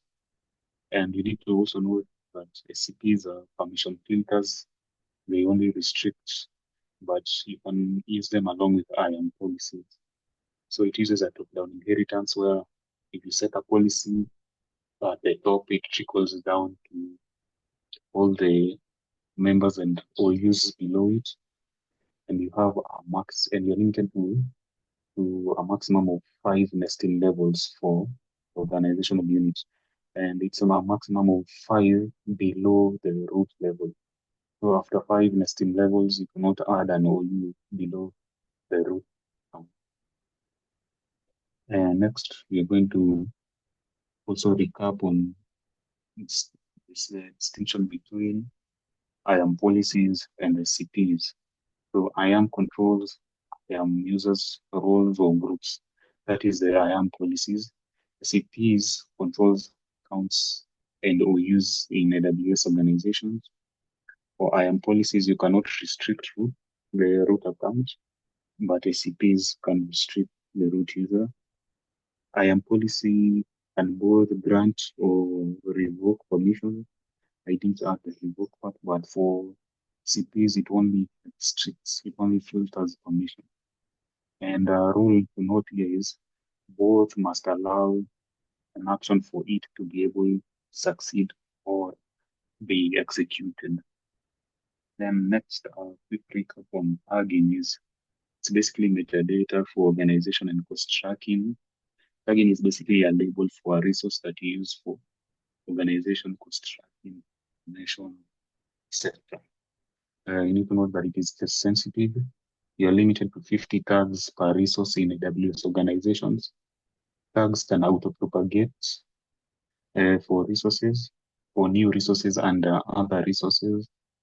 And you can use IAM policies to enforce required tags. And then lastly, on cost tools is the dashboard is basically the aggregation of all of this other information, and it provides month-to-date overview. Cost Explorer, it shows trends and forecasts. For budgets, it gives you alerts and you set thresholds for your budget.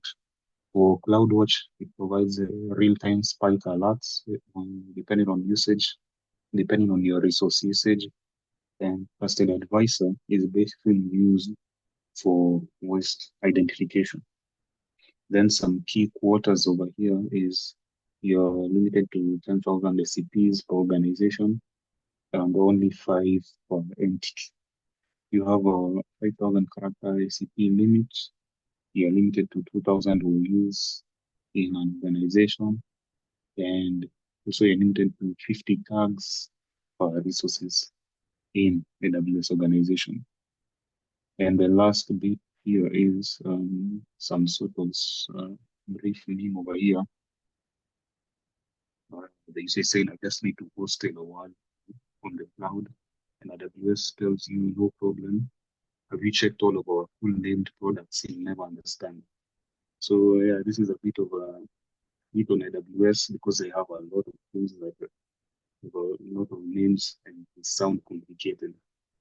But as much as this is a meme, the complexity of AWS resources or services is what has created a lot of jobs surrounding the AWS ecosystem. That is, for example, companies, partner networks, and roles, for example, solution architects. So yeah, this I think is some inspiration from Belinda. I think it's Belinda that said you need to find the positive in everything. So despite the complexities of AWS, the positives is it's providing a lot of jobs and even opportunities for companies in the form of partner networks. Yes, and And now I come to the end of my presentation. Yeah, thank you, everyone. And thank you to my team members too, Team Edge.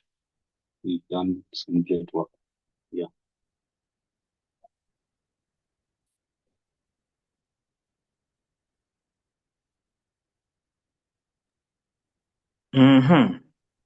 Awesome. Awesome. So,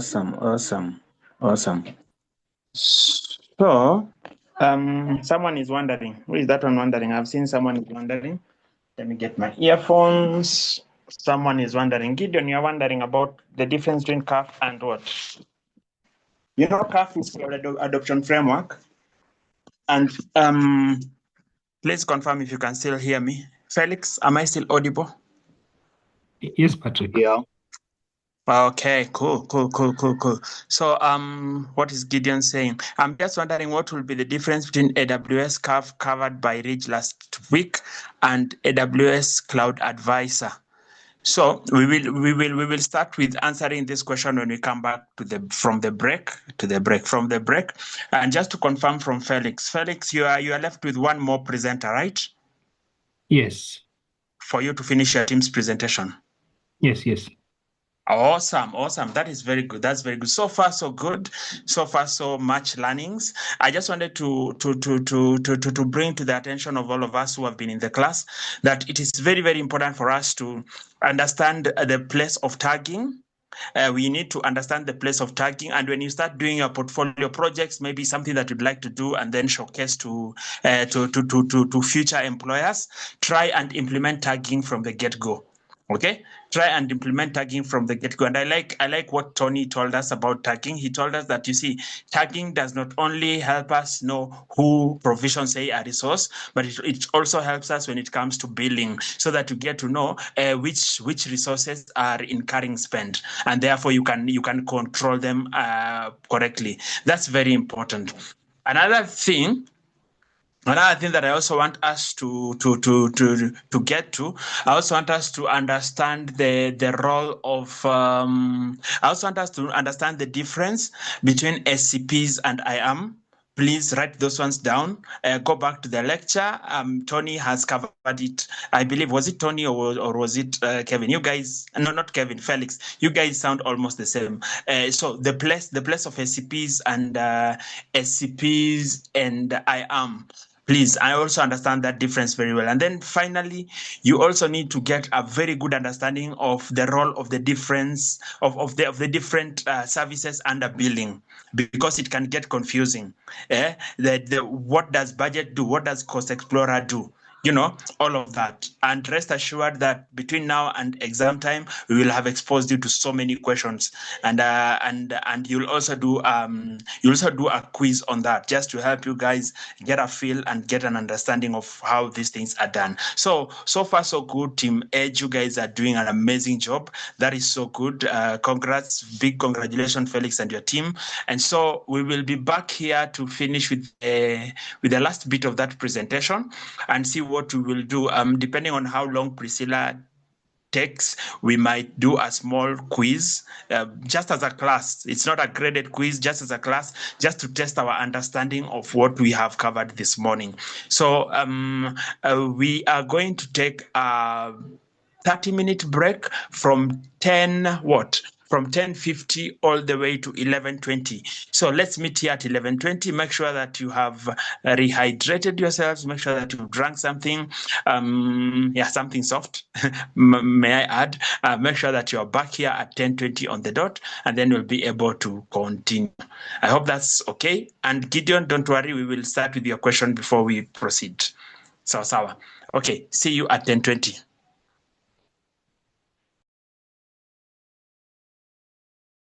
Coming next is Priscilla. And I can see she's already set. So anaweza endelea tu. Karibu Priscilla. Thank you. Hi guys. I hope I'm audible. Yes, you are. Okay.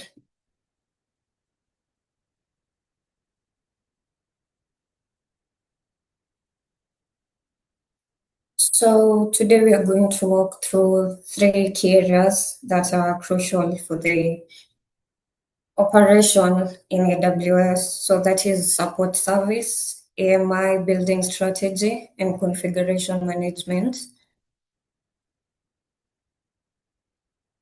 So first up in AWS support service, by the end of this section, we should be able to describe the different AWS support plans, understand what AWS Trusted Advisor does, and know where to find expert guidance like AWS white papers. So, introduction to AWS support service. AWS support is more than just like a help desk. It's a combination of tools, technology, people designed to help us optimize performance, lower cost, and also innovate faster in terms of developers or cloud practitioners.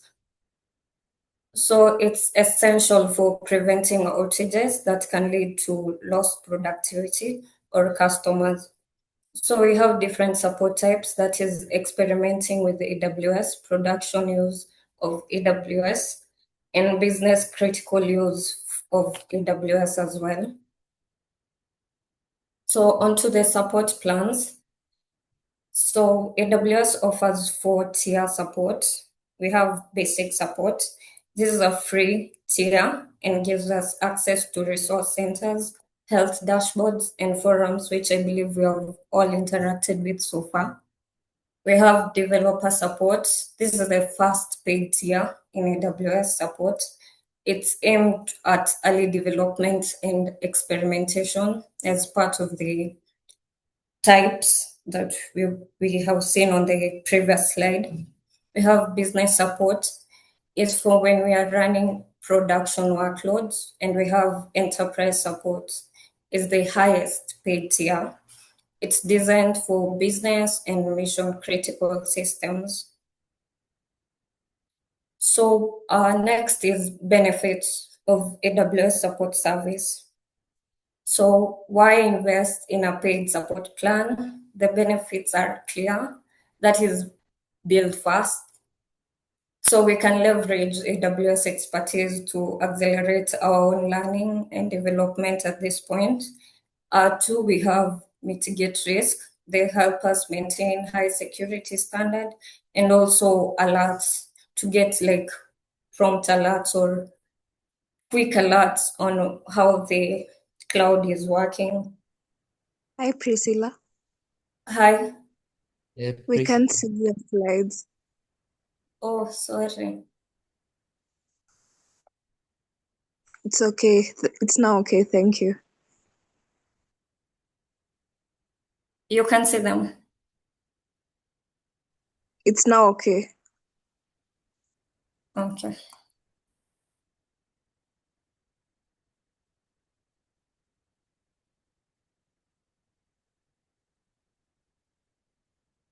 I was on the benefits of support service on mitigating risks. And what I've said is they help us maintain high security standards and alerts. They have 3 as management resources. They provide tools to proactively monitor and even automate fixes in AWS environment. We have get expert help. These cloud support engineers, they're also held to the same like standards as AWS developers. So next we have AWS support, how AWS support works. So with the higher tier plan, we get access to specialized roles, and this includes a technical account manager, that is TAM.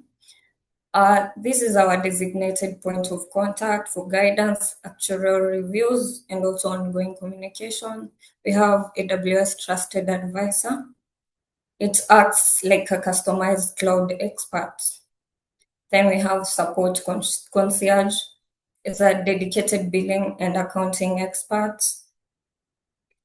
Also, it handles all non-technical inquiries fast. So next we have AWS support technology and programs. So some key technologies and programs include the personal health dashboards, which gives us alerts as mentioned, and redemptions and remediations, guidance specified to our account. We have AWS Health API, which we learned what APIs are. They give us programmatic access to the health information. We have IEM, that is AWS Infrastructure Event Management, is a program where AWS provides guidance and operational support. We have actuarial reviews, and well-architected frameworks are included to help us build secure, resilient, and efficient system from the start.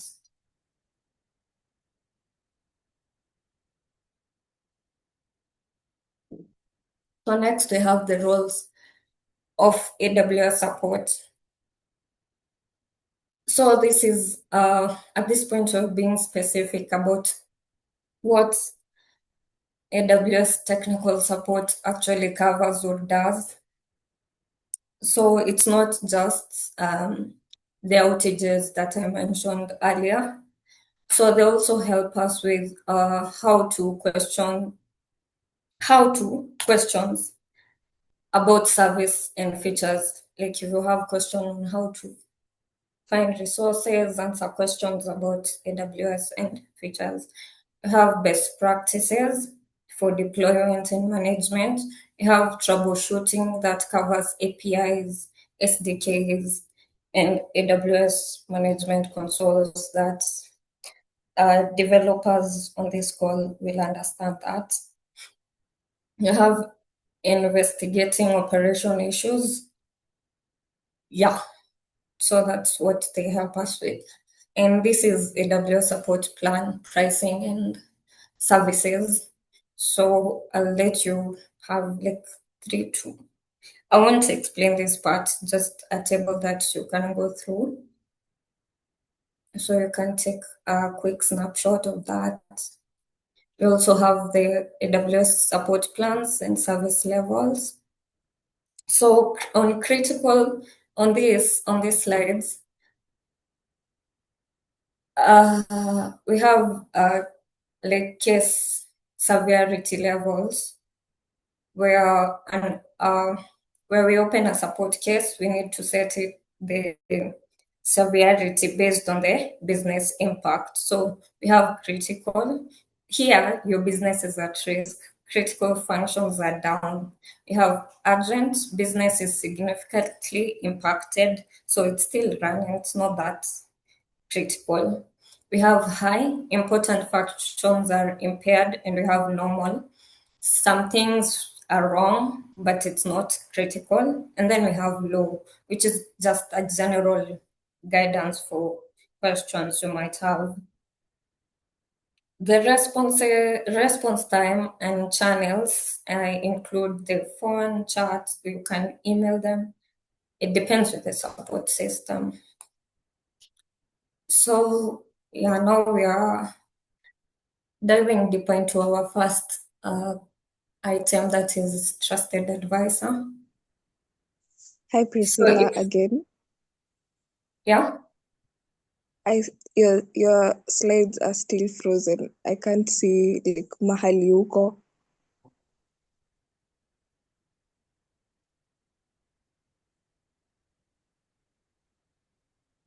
Let me just present again.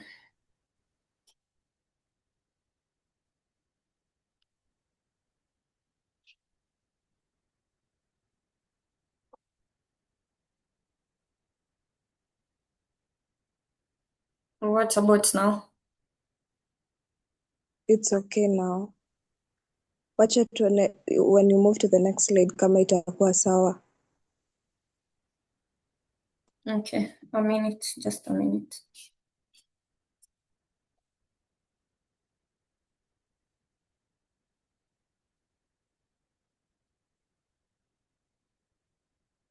Oh,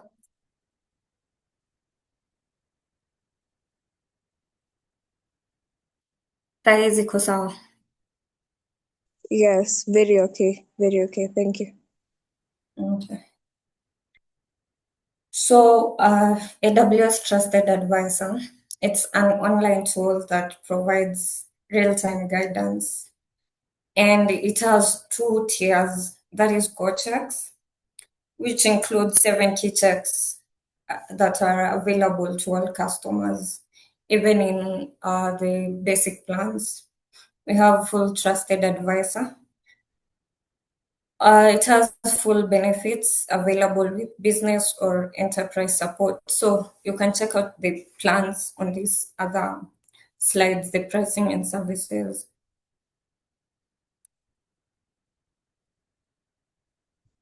So next is AWS white papers and documentation. So it's also one of the best free resources. So these are technical documents covering everything from architecture, security, best practice, to the economics of cloud computing. So if you ever want to understand the why behind the AWS best practice, the white papers are the first place like you should look.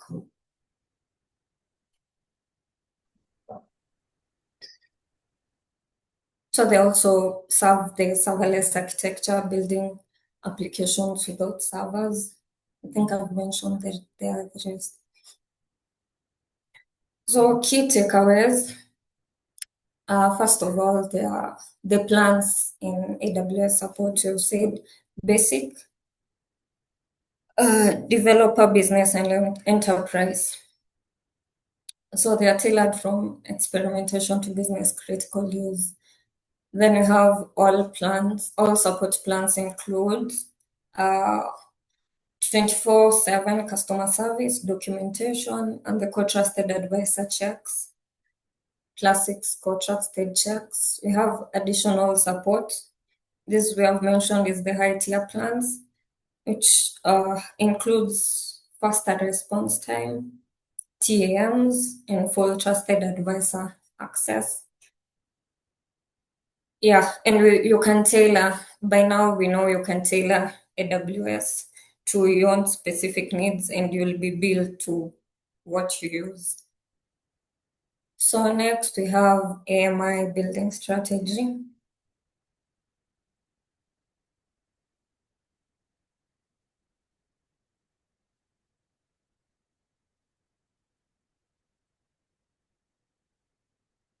So let's shift to building. So AMI stands for Amazon Machine Images. Here we'll cover the value of custom AMIs, how to create them, their key characteristics, and also special notes for Windows. So custom AMIs as a base configuration. Where would we create a custom AMI? So at this point, imagine a company policy that requires every EC2 instance to have like a specific in-house tool, security agent, monitoring software pre-installed. So a custom AMI is the way to enforce that at this point. So the process is straightforward. First, we have launched an EC2 instance from a standard AMI, pre-configure all required software on the same instance. You have create a custom AMI from the instance and then use the new custom AMI to create all new instances. So ways to enforce this AMI policy, we have create processes that can scan running EC2 instances and then terminate instances that are not using standard AMIs. So technically, we can then enforce this by scanning our environments and terminating in any instance that are not launched from our approved like standard AMIs. So AMI strategy trade-off. So trade-off scale between simplicity and flexibility. So on the first one, we have the most simple, that is full AMI. So this has everything pre-installed, which makes instance boots very fast, but the AMI itself takes a long time to build and can become outdated quickly. So that is its pros and its cons. So second, we have hybrid AMI. At this point, dynamic application and frameworks, dynamic at launch, security monitoring. So it covers all this in Bootstrap level. I think we have on the actual AWS notes, there's a diagram. I don't know if I can just present, but it will take a bit time. There's a diagram there that shows the stages in a very good sequential manner that explains from the bootstrap level to the next level to the next level. So that might help better than my slide. So apologies, I didn't put that here. So on the next one, I have a tier 2 hybrid AMI. So we have framework, security monitoring, logging, agents in Bootstrap as well. Then we have the most flexible AMI. All components are dynamic at this point, and at launch, only OS bootstrapped, and this is Windows. So next we have AMI strategy, key considerations. So on key considerations, first we need to think about build time versus boot time. Build time versus boot time. So first we have on build times, AMI with, this is where we have AMI with pre-installed prerequisites, and it lengthens build time. On boot time, it is OS only AMI, which takes longer to boot, and it's prepackaged and shortens boot time. We have shelf life. So an AMI with lots of pre-installed software, and it's also a security risk if not frequently updated. So full AMI build time, short boot time, long build times, shortened lifespans. Partial AMI, balanced boot speed and build time, longer shelf life, and it has easier rollbacks. OS only AMIs, you have full configurable, short build time, and slow boot time. Then we have creating AMIs. So now on the mechanisms, when creating an AMI, there are 3 key areas to remember. That is, the AMI is anchored to the region where you create it.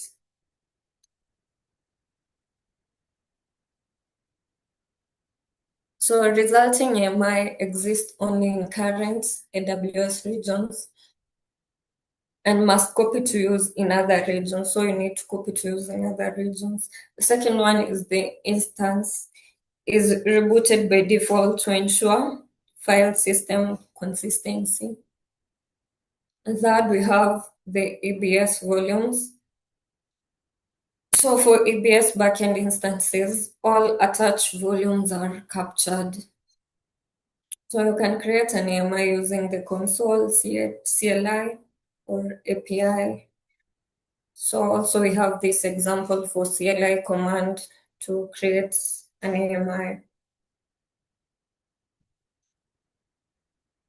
AMI creation details and costs. So at this point, you need to know that creating an AMI, we have things called EBS snapshots.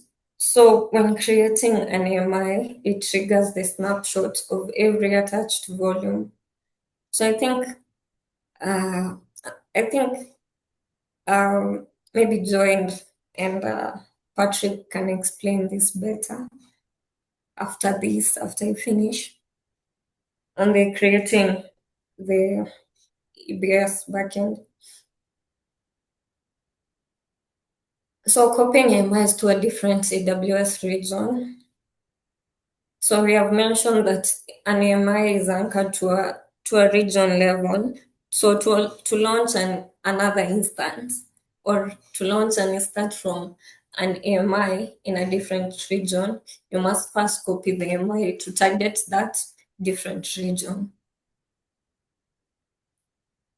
So the copy methods include the AWS Management Console, the CLI, and API as mentioned. And what can be copied? As mentioned also, we have ESB backend AMIs, instance stored backend AMIs, encrypted AMIs, and AMIs with encrypted snapshots. We also have an example of a command you can use to copy.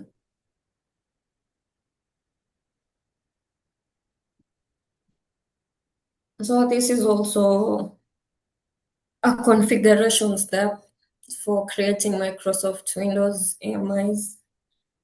So for Windows, there are best practices. Always use the CYS prep tool before creating an AMI. So you need to run it's like system prep before creating an AMI from EC2 instance to simplify duplicating customized Windows installation. So you'll have, it's like, I think there are drop downs where you select from. So there's an important warning. Do not use CSYS prep to create a EC2 instance backup. It removes system-specific information which may have unintended consequences for backup. So it can tamper with your backup. So there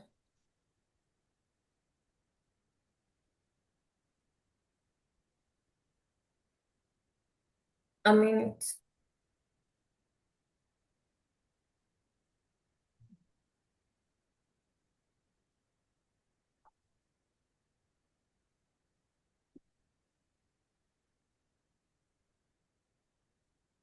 So the system preparation tool, that is the CYS prep,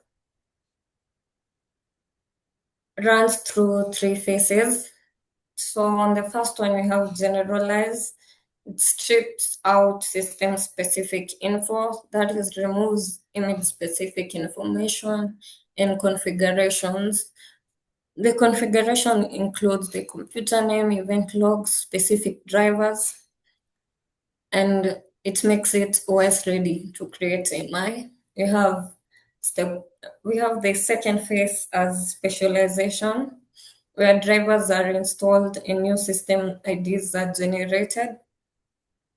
So it's like plug and play scans, computer installs drivers for detected devices. It generates OS requirements like computer name and SID, and can run commands in this phase. So I think it's, yeah, I may not say that because I'm not sure of it. So on the third phase, we have out-of-box experiences, the OOBE. This is the initial setup screen. Yeah, I think we're all familiar with this, where system runs abbreviated Windows setup, ask for system language, time zone, registered organization, answer files, automates when running the system preparation tool with EC2 config.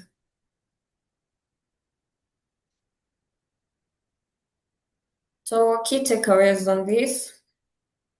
So for AMIs, we can create custom AMIs to meet our organizational standard. That is, yeah, customizing. We have a strategic choice between fast boot times, which is full AMI, and flexibility, where we use the GEOS AMI.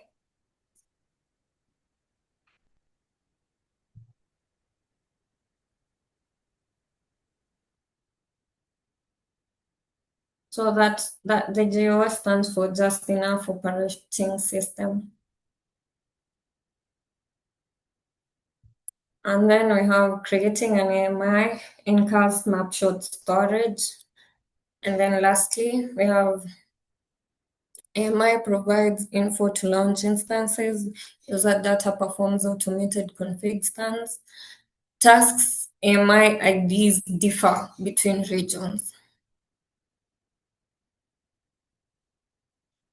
So on the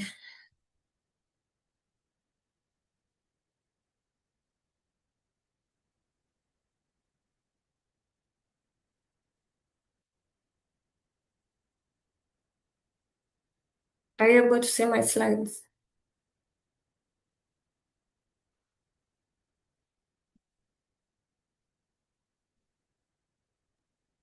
Yes, we can. We are seeing AWS AMI building strategy.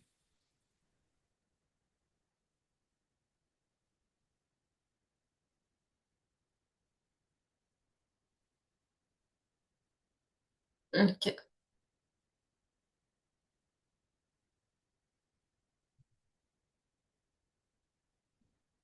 I think it has frozen or something. Okay, let me work with that. So let's move to the last bit, that is configuration management in the cloud. I don't know why it's not accepting. Okay.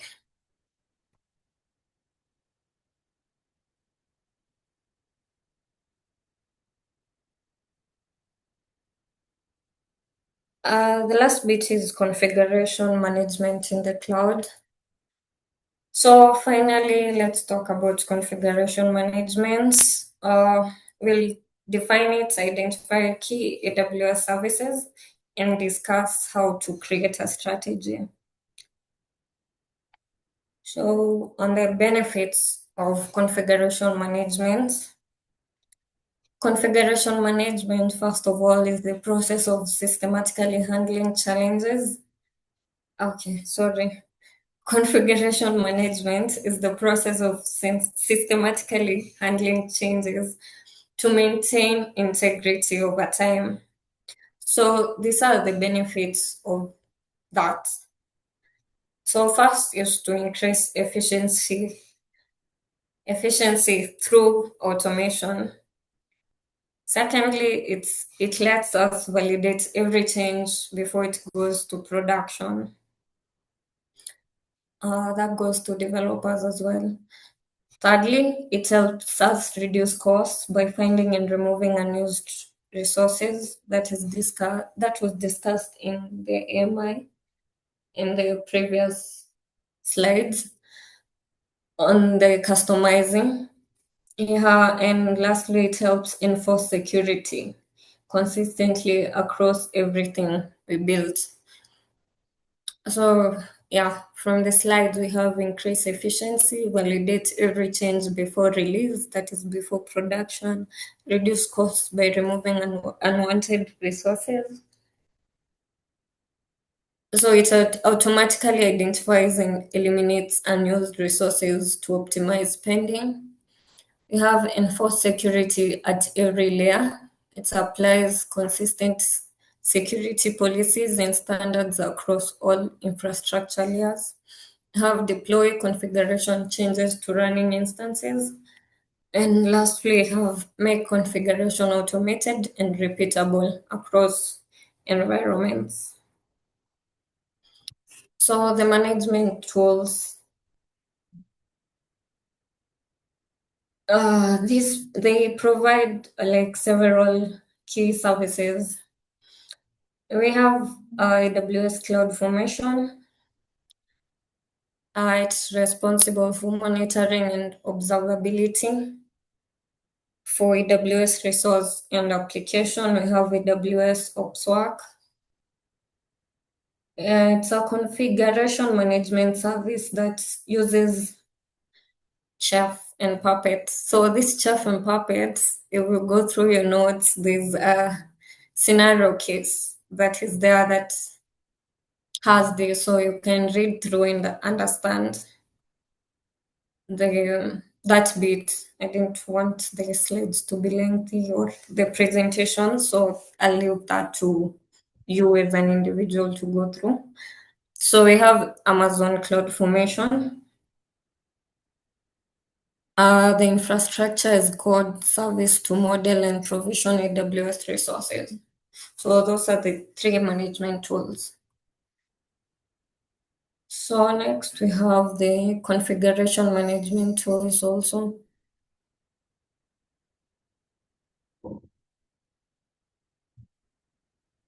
So this is just a list of what each contain or what you can do on each level. On development, we have scripts, AWS CloudFormation templates, AWS OpsWork recipes, source control, administrator desktop. Publishing, we have publish configuration templates, Chef cookbooks, Puppet manifests, package builder repository, which this also comes from that scenario case. So it might be a bit confusing. So AWS Cloud have configuration management, server fetch and apply web service templates, apply configuration. We have deployment, web service configuration client, and automated provisioning. So yeah, for you to understand this, you need to go through that scenario case. So on the technologies for configuring EC2 instance, when it comes to EC2 instances, specifically, you have a few levers. So first of all, we have user data. This includes scripts that run at launch for initial setup. We have the AMIs that we've talked about for like pre-configured templates or pre-baked configurations. Then we have configuration frameworks. So these are for deployment and configuration management tools for automated setups.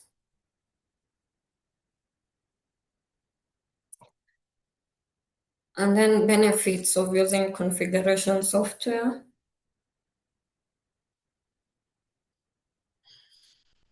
So firstly, we have can greatly simplify common administrative tasks. That is, it helps in reduce complexity and manual effort. Secondly, we have offers configuration that is idempotent. This is resources are allocated only once. So manual changes are detected and you can roll back automatically. Thirdly, we have supply user data, for instance, to kick off client configuration. So install client security credentials and specify which templates to run. We have creating a configuration strategy. So how do we build a strategy? So this is what answers that question. AWS recommends a layered approach. So on our first layer, we have used AMIs for foundational and stable components.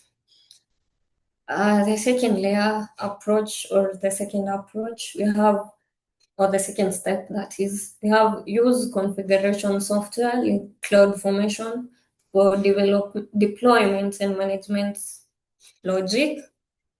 Thirdly, we have define a source control and change policy.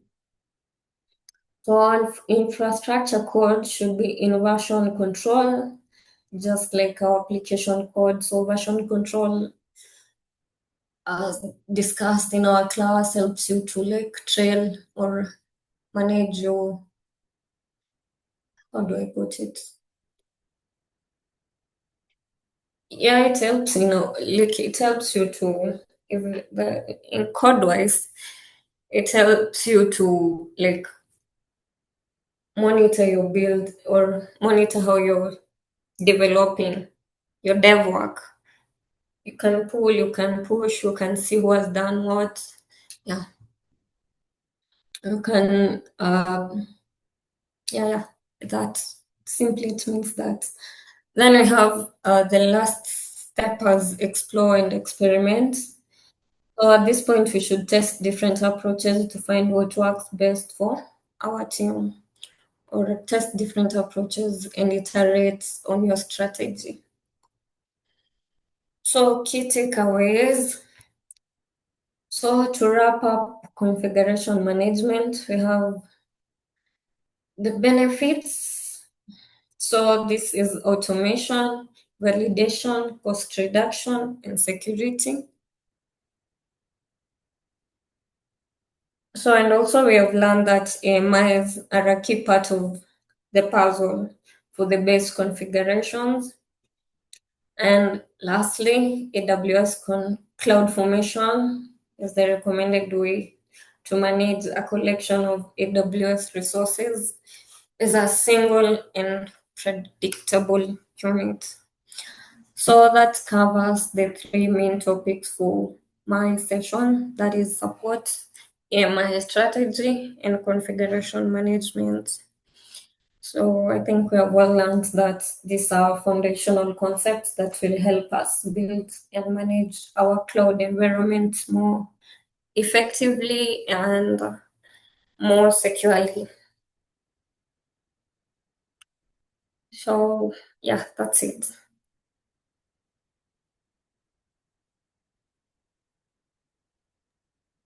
Awesome. I can see guys reacting. Wonderful. Priscilla, that was really a very good and detailed presentation. Thank you so very much. You have actually done a very good job. A very, very good job. Just a wrapping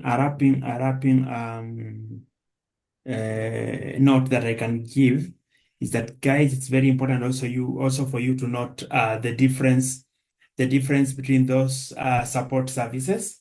Very, very important for you to understand the difference between the various support tiers that Priscilla has mentioned. Those are very, very important. And I believe, was it earlier that we did something to do with CloudTrail and CloudWatch? Those two services also often confuse. So it's also very important for you to know the difference between the two and what they do.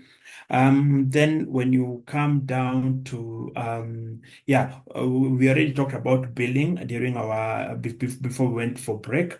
Now, one other thing that you really need to understand, you should also understand those management services. And I believe it's tomorrow. Tomorrow we'll be going deeper into one of the management services, or rather one of the tools that you can use, which is CloudFormation. So we'll be talking about CloudFormation in some depth tomorrow. And I like the fact that she has mentioned something also about OpsWork. OpsWork is a service that most people do not really understand what it does, but as you've seen what it does, it abstracts, or rather it works together with other tools like the likes of Akina Chef and Puppet. And there is also another configuration management tool that is cloud agnostic that can also be used for the same purpose. It's called Ansible. Ansible can also be used for cloud. It can be used for configuration management. Now, tomorrow, as we'll be talking about infrastructure as code, we'll just make a small mention of Terraform, also as a cloud agnostic tool that can be used for infrastructure as code. So overall, Edge, you guys have done a very good job. And that was a wonderful way of us concluding even our session. And I think it's also important for us to mention that you guys have gone up and above, because I remember there was a small confusion when we were starting our presentations, where your topic was covered by a different team. And so we had to find a different topic for you. And even within a very short period of time, you guys were able to meet you are able to sit down, you are able to plan, and that shows a lot of adaptability and flexibility, which is very, very good. And special congratulations to your team lead, Felix, and also for the team members for cooperating. And thank you so much for doing such an amazing job. And then because you guys were the very last team to present, I think it's also very important for us to mention and appreciate all the teams that have been with us since we started last week until this day that we've just concluded our learner presentations. And that has been so very good. Remember what we agreed? We say that if you see a question coming in the topic that we've covered, you have no excuse of failing that question because you are the one who taught it. If you taught it, then you should be remembering the things that you have taught. Then you should have remembered the things that you taught. Okay? All right. Kama kawaida, I like feedback. We like feedback. All of us like feedback. Joy likes feedback. I like feedback. Landy likes feedback. AWS likes feedback. So let's see from you guys. You are free here. You are free to post on the chat. You are free to react with Makofi. You are free to unmute and just tell us. How have the sessions been? The student learning sessions, how have they been? Let us hear from you. How have they been? Have you enjoyed them? Were they worth it? Were they worthwhile? Would you have preferred if we just taught you through and through without you guys talking to us, teaching us?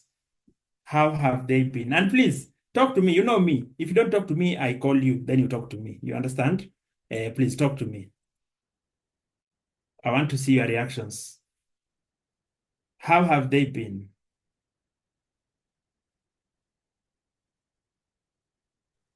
Na msiogope. Feedback is feedback. We won't judge. Patrick, Yes. hi. Hi, who that? Kiprono here. Yes, Kiprono, our happiness engineer. I'll go first, maybe to open the flow. Yes. Yes, yeah. So the session has been awesome. Personally, I've really enjoyed it, although it has been marathon. Yes, at least I've gotten something out of it. Maybe one on the feedback is on hatuchapata chai hakuna ya uji. Watu wamekuwa